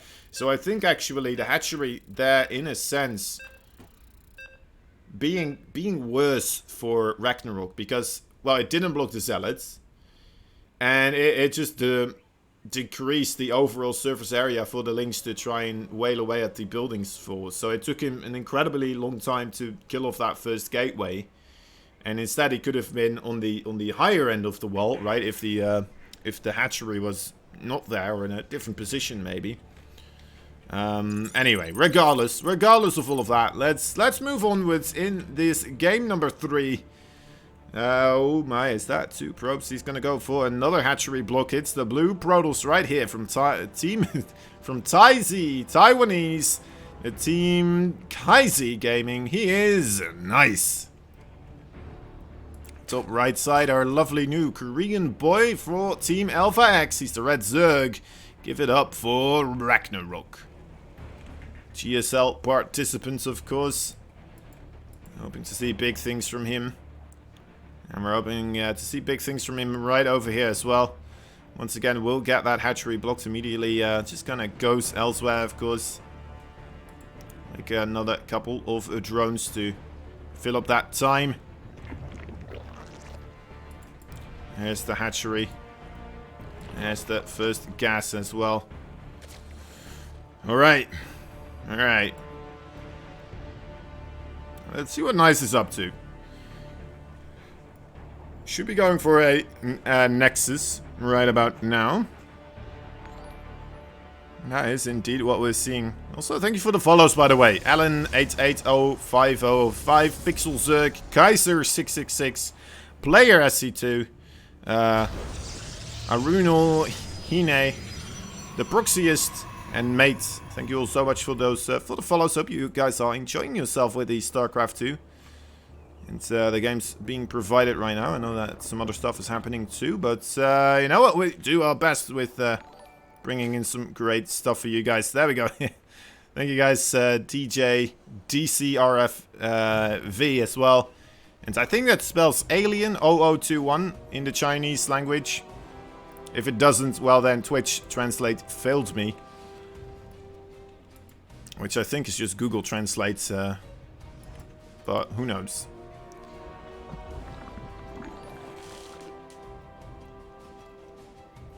Triple X Eva as well, thank you so much. Welcome to the crew. Me matey and card 198069 as well. Alright, people waking up realizing, you know what, I probably should follow this channel as there's more groups to come. I might want to see those as well. See these other beasts of StarCraft perform in these other groups. This Overlord here, a little bit far away, removed from that pillar. We'll be able to get there on time, of course. It's going to be low HP though for later pickings. And here comes another Overlord on that top left side. Wait, was he trying to lure the Stalker away from the opening so he can get his links in? Apparently not. Oh, Adapt comes into the main base, so I think that's why he's getting distracted here, moving backwards with those links. Maybe F2's there a little bit, who knows. He still has the Overlord here as well, right? So we'll be able to get the scout that he needs to. Or will he? Or will he? Those two Stargates looking pretty far away. And the Overlord's coming in at the wrong side. The Stalker here should be able to start shooting as soon as he commits. So actually, yeah, he's not going to get the scouts here.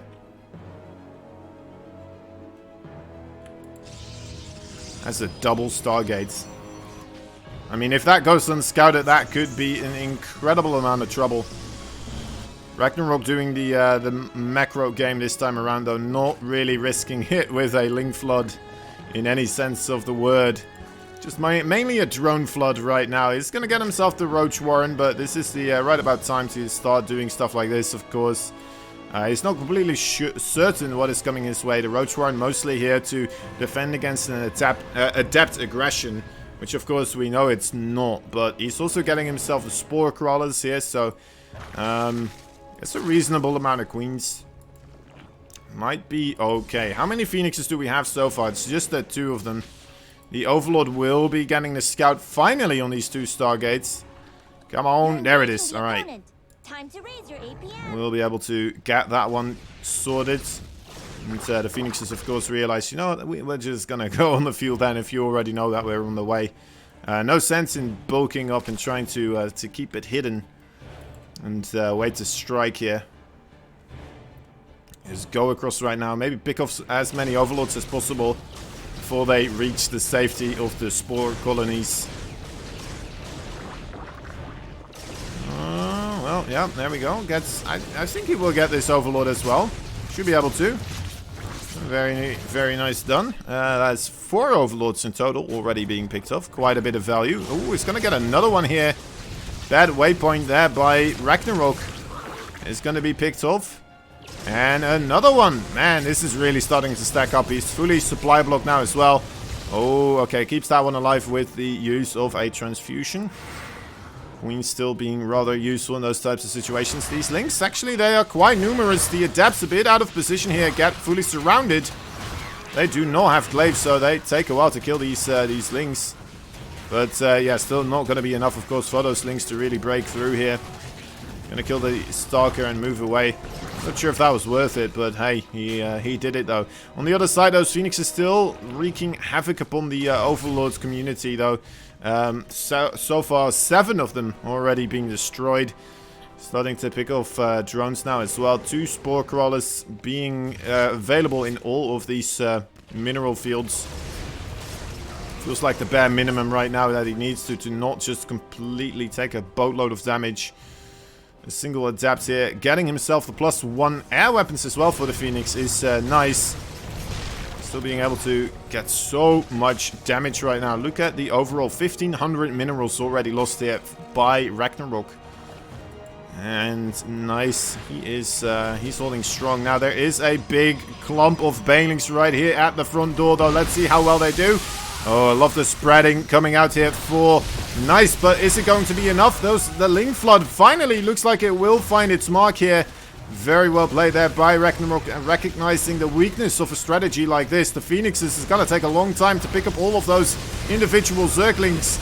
Of course, that's a lot of individual clicks that have to be made here. The Zerglings are slowly whittling away, though. There's a Void right now as well helping out. And Link's nice position there on the ramp, making it difficult for the probes to get the full surround. But so far, not too many of them have gone down yet. Although the Nexus, of course, did get picked off, which is a big deal. Because now we have a 1-base Protoss versus the 3 bases of Ragnarok. And Ragnarok, let's see, he's getting himself the Hydras, he's getting himself the upgrades, so he'll be a lot more settled for, well, taking on those Phoenixes here. Ragnarok looking strong. Will need a couple more Overlords again, though. He just keeps losing them. I wonder how. 9 of them getting picked off already. That's 1 for pretty much each minute right now of game time. There we go, more Queens as well being picked off right now. The Hydras will start spawning. Where did they go, actually? Oh, alright, they are... Where are they? Hello? Okay, some are over here. There they are. Okay, most are right over here. Of course, that is always a bit of a dangerous thing that could happen as well, because if you don't have the high amount of Hydras just quite yet, the Phoenixes, they still can pick them up and take them out very quickly as well, right? So you need to have a good amount of Hydras to really engage this, to play this safely. Let's take a look at the income graph here. Ooh, that is juicy. One big wave of red right now. Going upwards, definitely a clear advantage here for Ragnarok, with also being about like 20 workers in the lead right now. Knows that he is fairly free to drone up. As long as he keeps making enough spore crawlers. And remaking those queens. Okay, this is gonna feel good as well, seeing that there's still no third base. You're gonna have to wonder what Nice's plan really is for the rest of this game, right? How is he planning to take this one? Is he just gonna depend on the harassment of the Phoenixes and assemble some sort of a force off of the 2 base? I don't think he will find enough anymore. He's making Immortals, and he's got a small amount of sentries here, but that's about it. I don't think he has enough really to hold off the attack coming in for Ragnarok now either. You know what? The force fields here are going to be pretty darn massive. I don't think... You know what? Ragnarok does get in with all of those links. The force fields were a little bit slow here, so that is a big deal. Otherwise, this would have been... this could have been a bit worse as well, of course, without having any Ravagers against those force fields. Anyway, that means Ragnarok will be able to take it. Moving on forwards through this group stage as well will be the second play. No, wait, actually, hold up. You need to play Zaun. Sorry, I forgot about Zaun. Zaun, of course, also needs to either beat Ragnarok or, well, at least go up against Ragnarok. And then the person who wins that one is going to be able to take the overall victory and move on through to the second group stage. Don't forget about Zaun. I know, it felt like he already advanced to me, alright? It already felt like he was already waiting in the second group stage. Obviously, not the case. Anyway, just a couple of breaks for the ads right now coming on in. There we go. There we go. Guys, remember there is a Matcherino page as well. It's ! Matcherino. If you go to the website, there is, well... There's the place you will find it right there. I'm going to show you guys as well. Alpha X 500 DJ Esports Cup. That's the place to be. Do I need to click something? No, I'm okay. Right, so all you got to do is over here. You can log in. First, I'm signing out, of course, because I'm already logged in. I want to show you guys everything you need to do. It's not that much. So all you need to do once you're on this website is sign in. Click Twitter, Twitch, YouTube, whatever account you already have logged into your browser. And there you go. Just press that little login button. And then, well, the next step is contribute. And just type out AX500DJ. And that is going to add 50 cents to the prize pool. As easy as that. As easy as pie. Everyone who does it is incredibly appreciated. As, you know what? It helps out a ton. If we all do it, it just helps us out a bunch. Now, of course, It doesn't cost you anything, so that's the big bonus. But if you do want to support us a little bit more so with your own money as well, you know what, we're not going to stop you. There's a replay pack right here, $10 for the entire replay pack. Ooh, that is... There it is. And I don't want to buy it myself. I already have it, of course.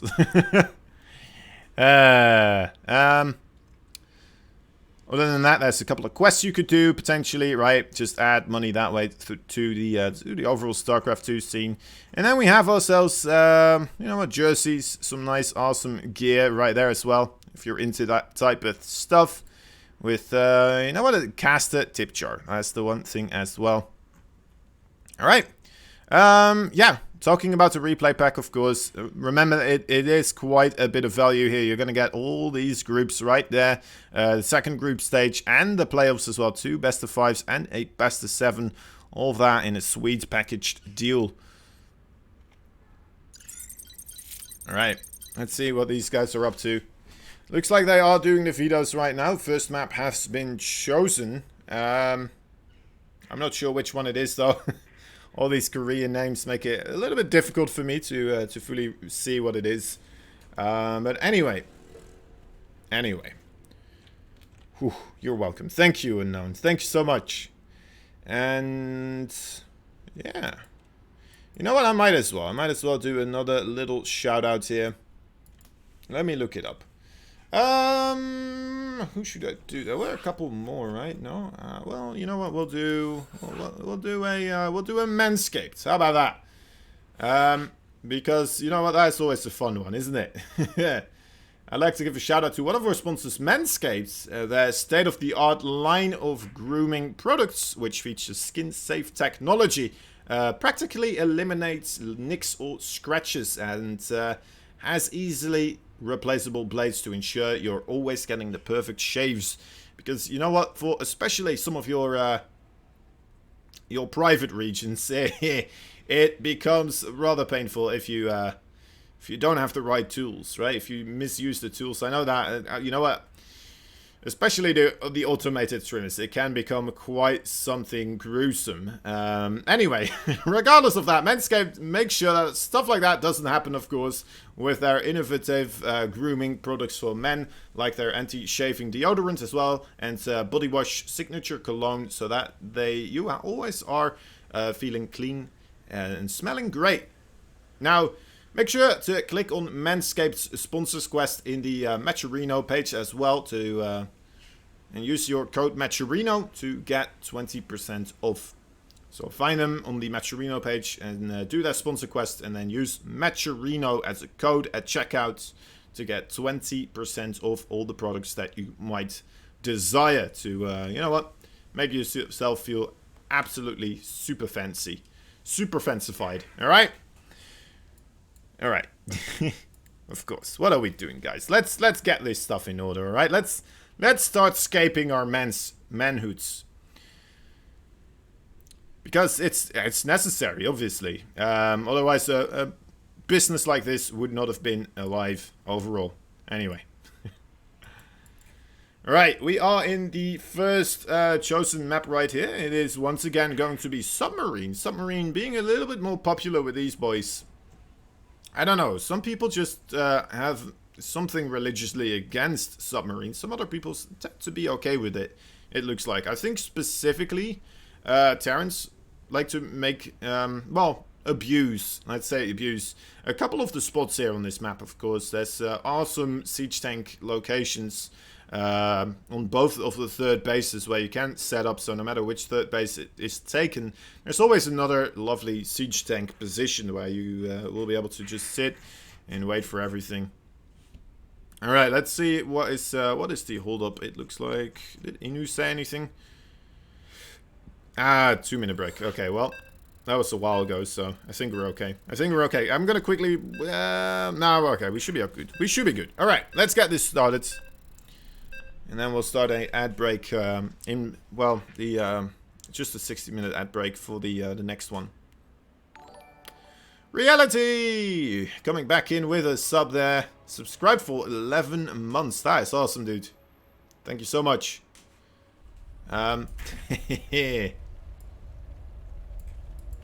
Awesome stuff. Alright, now let's hop on into this, shall we? Shall we? The final best of 3 for tonight.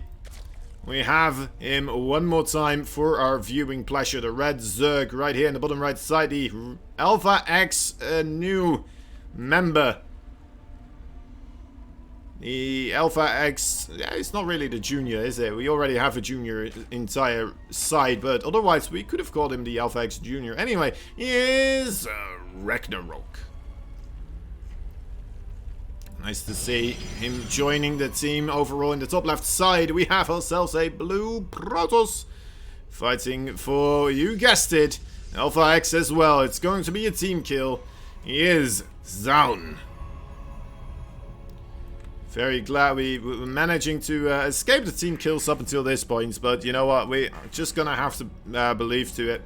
This is going to be taking place here. One of these guys will not be able to move on forwards, and that's always a sad thing to see, but you know what, overall, Team Alpha X very lucky with having both these guys on their team, and then, of course, as well, we're guaranteed to have one of them move forwards, right? So that is also very nice. Except for Nice, who was the player that was the first eliminated, of course. I don't know why I'm still talking about him, of course, already being eliminated. It means there's no reason to talk. No, I'm kidding. He played well, he played very well. Awesome builds there from him, but Ragnarok being able to deal with him a little bit too much. And you have to wonder what would have happened, of course, if Nice didn't have to necessarily... well, if he hadn't gotten stuck in traffic... and didn't manage to get there in time to get his games sorted versus Zaun, right? Maybe everything would have looked differently. Or maybe if Innovation hadn't, you know what, beaten Ragnarok that quickly. That would have helped. That would have helped quite a bit too. Oh well. Oh well. No use getting sad about lost potatoes in a field, right? They're gone. They're gone. You're not going to find them anymore. That's why they're lost. Anyway. Third hatchery for Ragnarok is being constructed. I want to say constructed. It's probably not the right term. Probably should say being hatched as out of his cocoon.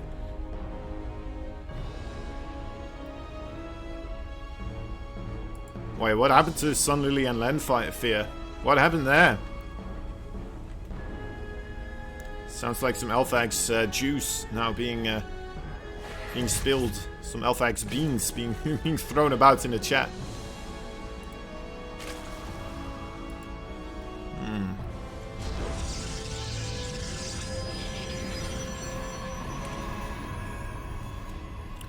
Right, Sound is also actually opening up with these Stargates here. It always looks weird, right? The Stargate without the skin when the rest of the buildings do have the skins. So as well as for the Cybercore. It's funny. It's funny. Burrowed banelings were involved. Oh my. Oh my. That's gruesome. How could you, Sun Lily? How could you? Felt all nice and safe, and then there were burrowed banelings. Alright. Anyway, So Ragnarok did see the Stargate here. Did manage to get the scout off with that Overlord. Already far away, very far removed from that Stargate now as well, in fear of Phoenixes coming out, I suppose.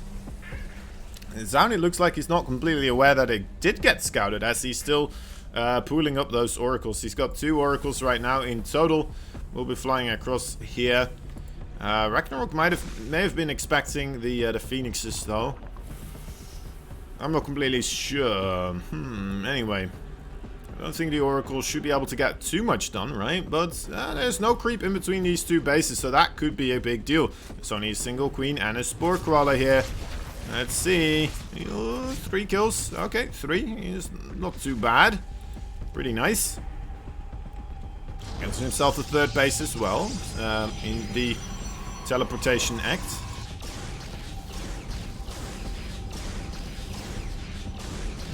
Right, Sun Lily says that she is innocent, so we're gonna assume that she is for now as well. Benefit of the doubt. Till somebody else tells me something else again. I'll completely turn my entire points. Anyway. So far right here, we're seeing Ragnarok ramping up the Roach production. I'm not quite sure if he's going to go for a big Roach all in here, but it is starting to kind of look like that is going to be the case. No 4th base just quite yet being taken by him. Of course, this is the Stargate opening. This does sometimes do pretty reasonable, right? Oh, he's even sending across the Queens here. Oh my, the Queens will definitely help out even more so. There we go, get a Oracle. Zhao not expecting that one. The Lynx trying to get in here. There is the Stalker in the wall, so that will not be infiltrated that easily. But then again, this makeshift wall here of 3 gateways. Let's see how well it will hold against the Zerg Armada now. Nibbling away, all cancelled immediately. Actually, one of them not getting cancelled there. A small adjustment as well, of course. A little bit of extra money wasted. And Ragnarok, it looks like he might just be able to take this one right here, right now. There is one Immortal, but the Sentries don't have that many force fields remaining. I think only one more, perhaps, if any. No, it doesn't have any anymore. Shield batteries go down, and Sound goes down with it. GG. Well played there by Ragnarok. Takes game number 1 once again off of the back of a aggression with the Roaches and the Ravagers. Lynx, of course, as well, taking a little bit of a part in that one, but yeah, Zhao just woefully unprepared. Unlucky. Anyway, let's wait for game number 2. Maybe that is going to turn it around again. Zhao, of course, he didn't really do any damage with those Oracles, which is a big deal. And oh well. Anyway, quick ad break, and when we're back, we're gonna go into game number 2. There we go. For you guys who didn't get an ad, well, congratulations. That is good for you. Good for you. Good for you for not supporting StarCraft. Fantastic, guys. Well done. Truly. I'm kidding. It's all good. You guys are here. You're watching. That is much appreciated all on its own. Would be appreciated if you tell your friends as well that this is happening. Of course, the tournament overall, maybe now it's a little bit late too, but they're going to be joining and they're going to see maybe 1 or 2 more games and be like, huh, that was it? It's a bit of a letdown. But anyway, of course, we will be back with more StarCraft pretty soon as well. This tournament will continue on the 3rd of July, so that will be on Friday. So definitely tune into that one as well. Stats, Special, Rogue, and Patience are going to be partaking in the series then, and very much looking forward to that group too. But you know, I'm also looking forward perhaps to the group D, where we have Solar, Dream, Scarlet, and Time. Always a big Scarlet fan and a big Solar fan. Time and Dream also, of course, very strong Terrans.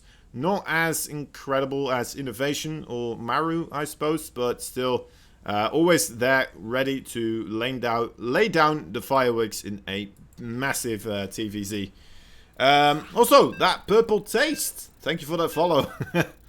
Like the name. Much appreciate it. Hope to see you next time as well, of course, on Friday. Otherwise, you know what, if you can't make that one, I think on Saturday or Sunday? Let me double check that. Sunday will be Group D, which is the Solar Dream Scarlet time. Will be at 2 p.m. CEST. Yeah, all of these groups actually on 2 p.m. except for this one because of the GSL. I'm trying to get some more time there. We'll be back. Nice. Awesome. That's the stuff we need. The true supporters of StarCraft. Anyway, in the bottom left side, we have ourselves a red Zerg. The new addition, the brand spanking new addition to the Team Alpha X. He is none other than Ragnarok. We'll be able to see him on coming, what was it, Saturday? When was it again, Sushi? Next week, Saturday? Something like that. Anyway, he's going to be in the GSL still as well. Go and support him, guys. Although I guess people looking over here, I suppose I don't need to tell you that the GSL is happening. Probably already aware. Anyway, in the top right side, we have ourselves a blue Protoss fighting for Alpha X as well. We'd love to see him get a point on the board here, at least, of course. And you know what? Still has a chance to move on forwards then. Let's see what he will bring to the table this time around. He is Zaun. Getting a little bit overwhelmed there by the roaches, by the zerglings, and a Ravager Queen army. Of course, he invested a lot in the Stargates. Invested a lot into the third base and didn't really get a whole bunch for the defense of the 3 base attack from Ragnarok there. The type of style overall kind of reminds me of what we used to see as Stefano, as somebody like that do a whole bunch, right? He really got incredibly strong off of the back of just having a maxed out roach army incredibly quickly. And then just kind of beating their opponents back before they really, you know what, anticipated so many roaches to be on the map available.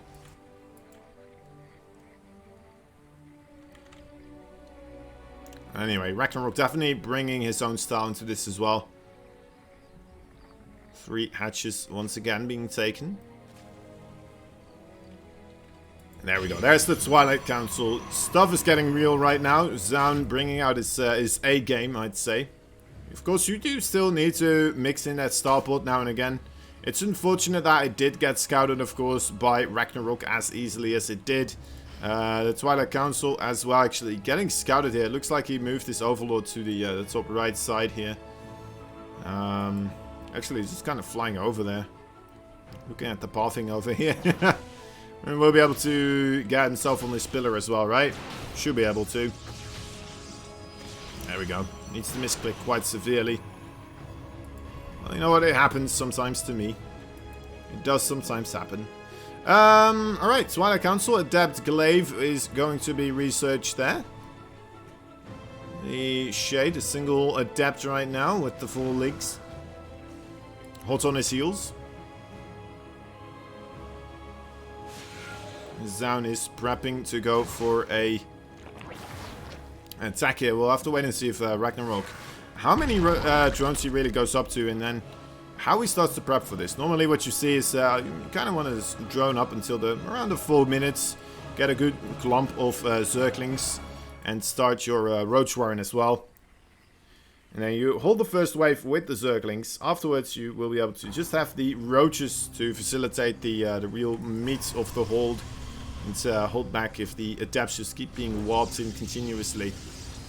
We have 5 of... Oh, even going up to 6 gates here. War Prism almost done.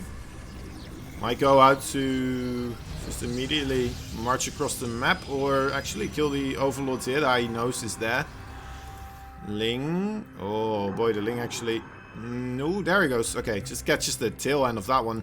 Not completely sure if Ragnarok saw the direction of the War Prism. Okay, looks like he did as he's moving backwards right now. Okay, that's always useful. You need to have your queens in the right position here to meet these adepts and the War Prism, of course. Sometimes you will be able to get a bit of damage on that War Prism if you deny that first warp in a bit of time. Also can be rather instrumental to holding this as cleanly as possible.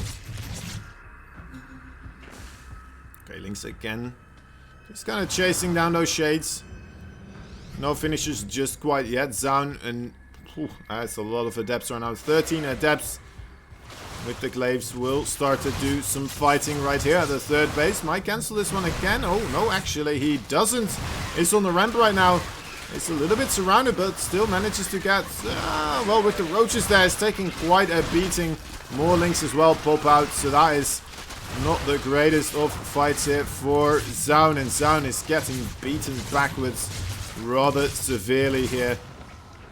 Losing all of his adepts. That's a rough one, guys. That is no way around that one. Not a single drone... Well, actually, just a single drone was killed. And overall, you see the units lost tab here for Zaun, not looking all that positive. He's still in the 2 bases. He needs a bit of a miracle here, perhaps, right now to still get this one in his favor. Ragnarok now just droning up. He's feeling very comfortable here, guys. It is rather clear. Doesn't have to be too afraid of most things. We're gonna see a full wall in as well, actually. Yes, we are. So the Shades aren't even gonna be able to try and move towards the natural base or the main base anymore.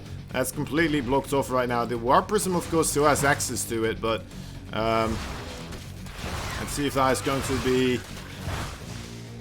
Ooh. You know what? The adept count is growing still.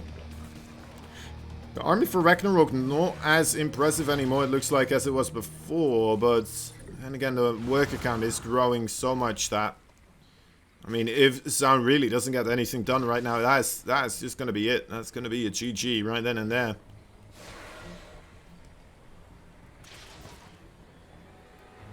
He might not sap out immediately, but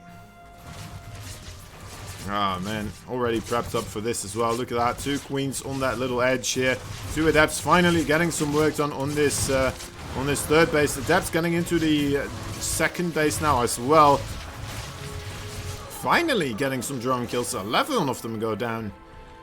And that's quite surprising to still see 11 of them getting picked off here. Some nice multi-prongs attack coming out for Zaun and being able to still make this work a little bit here, right?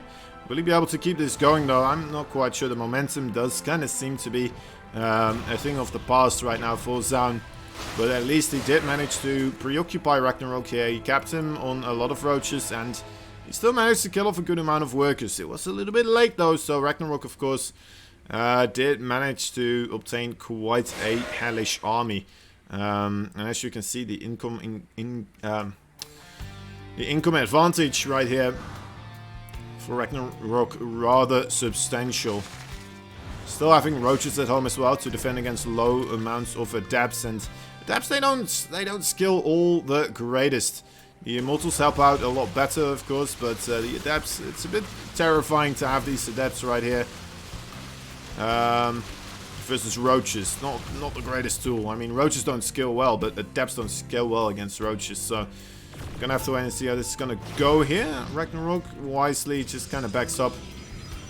I would not have fancied that position myself either.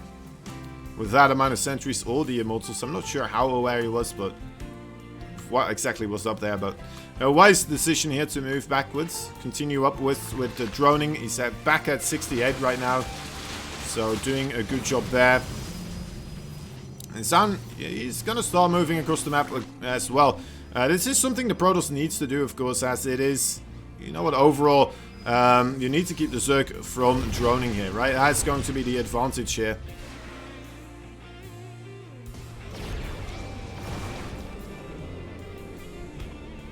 Okay. Ling counterattack on the way. Zaun, he's having a bit of cold feet, it looks like. Will not be going in just quite yet. The Warp Prism once again into the main base. Not a lot of drones there, though, to really abuse. Recall being forced out. Zaun trying to stay afloat right here, but Ragnarok holding everything off so incredibly nicely. I guess he didn't do anything with the counterattack either, but I mean, the supply right now going to max for Ragnarok. He will start moving across there. He's got his Spire up and rolling as well, so it would be very likely that after this attack he's just going to transition into a big ball of Mutalisk, which there's not really a lot of a counter to for Zaun here. He does find a little bit of damage with the Adepts once again. Gets out of there. Good micro with the Warp Prism. Loving the play overall for Zaun, but he still needs to hold on here as well, of course. He's doing pretty good with that. Definitely is. And instead of Mutalisk on the production tab right now, we're seeing more links being constructed. I think Ragnarok is saving up a bit more of his overall gas to really make the biggest ball of Mutalisk immediately. So he is getting the +1 attack, of course. And the more he trades against these Adepts, against the Immortals and the stocks with the Roach Ravagers, the more Zaun is going to have to reinforce this, right? With more Immortals, with more Sentries, stuff like this, to hold back Roach attacks. But those aren't the greatest units against the Mutalisk. Oh, Zaun still finding opportunities with those Adepts coming in again here. will go into the natural. Sees Mutalisk flying by now as well. Blink is ready, so that is definitely helping out. But this is... okay, well, moving in now with his army. Time is ticking. He knows he can't allow to just sit backwards and let the Mutalisk keep him busy on his own base. We have a bit of a base trade right here. Zaun trying to kill off Ragnarok before he loses everything at home here. And time is ticking. Zerglings get into the wall here. That's also a big deal. So the damage is going to start accumulating a whole lot quicker than it would have otherwise. The Queens trying to hold their own against the Stalker Ball. But it looks like this also will be futile. And I'm not quite sure who's going to be able to get out on top here.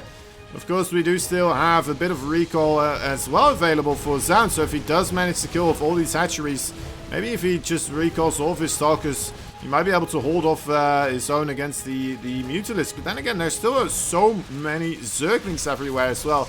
He's going to need the rest of his forces back at home as well.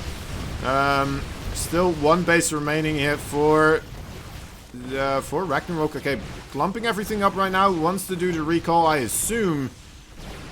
Okay, there we go. Okay, there's the recall. All the refugees, all the roaches, all the Zerglings, and of course the Mutalisk already here, though. The Nexus does fall. We have 0 workers for Zaun, so he needs to win with what he has right here, right now. He doesn't have enough to clean off Ragnarok, and Ragnarok is hiding another hatchery right here. He still does have drones. He still has 3 more drones. I think Ragnarok has done it.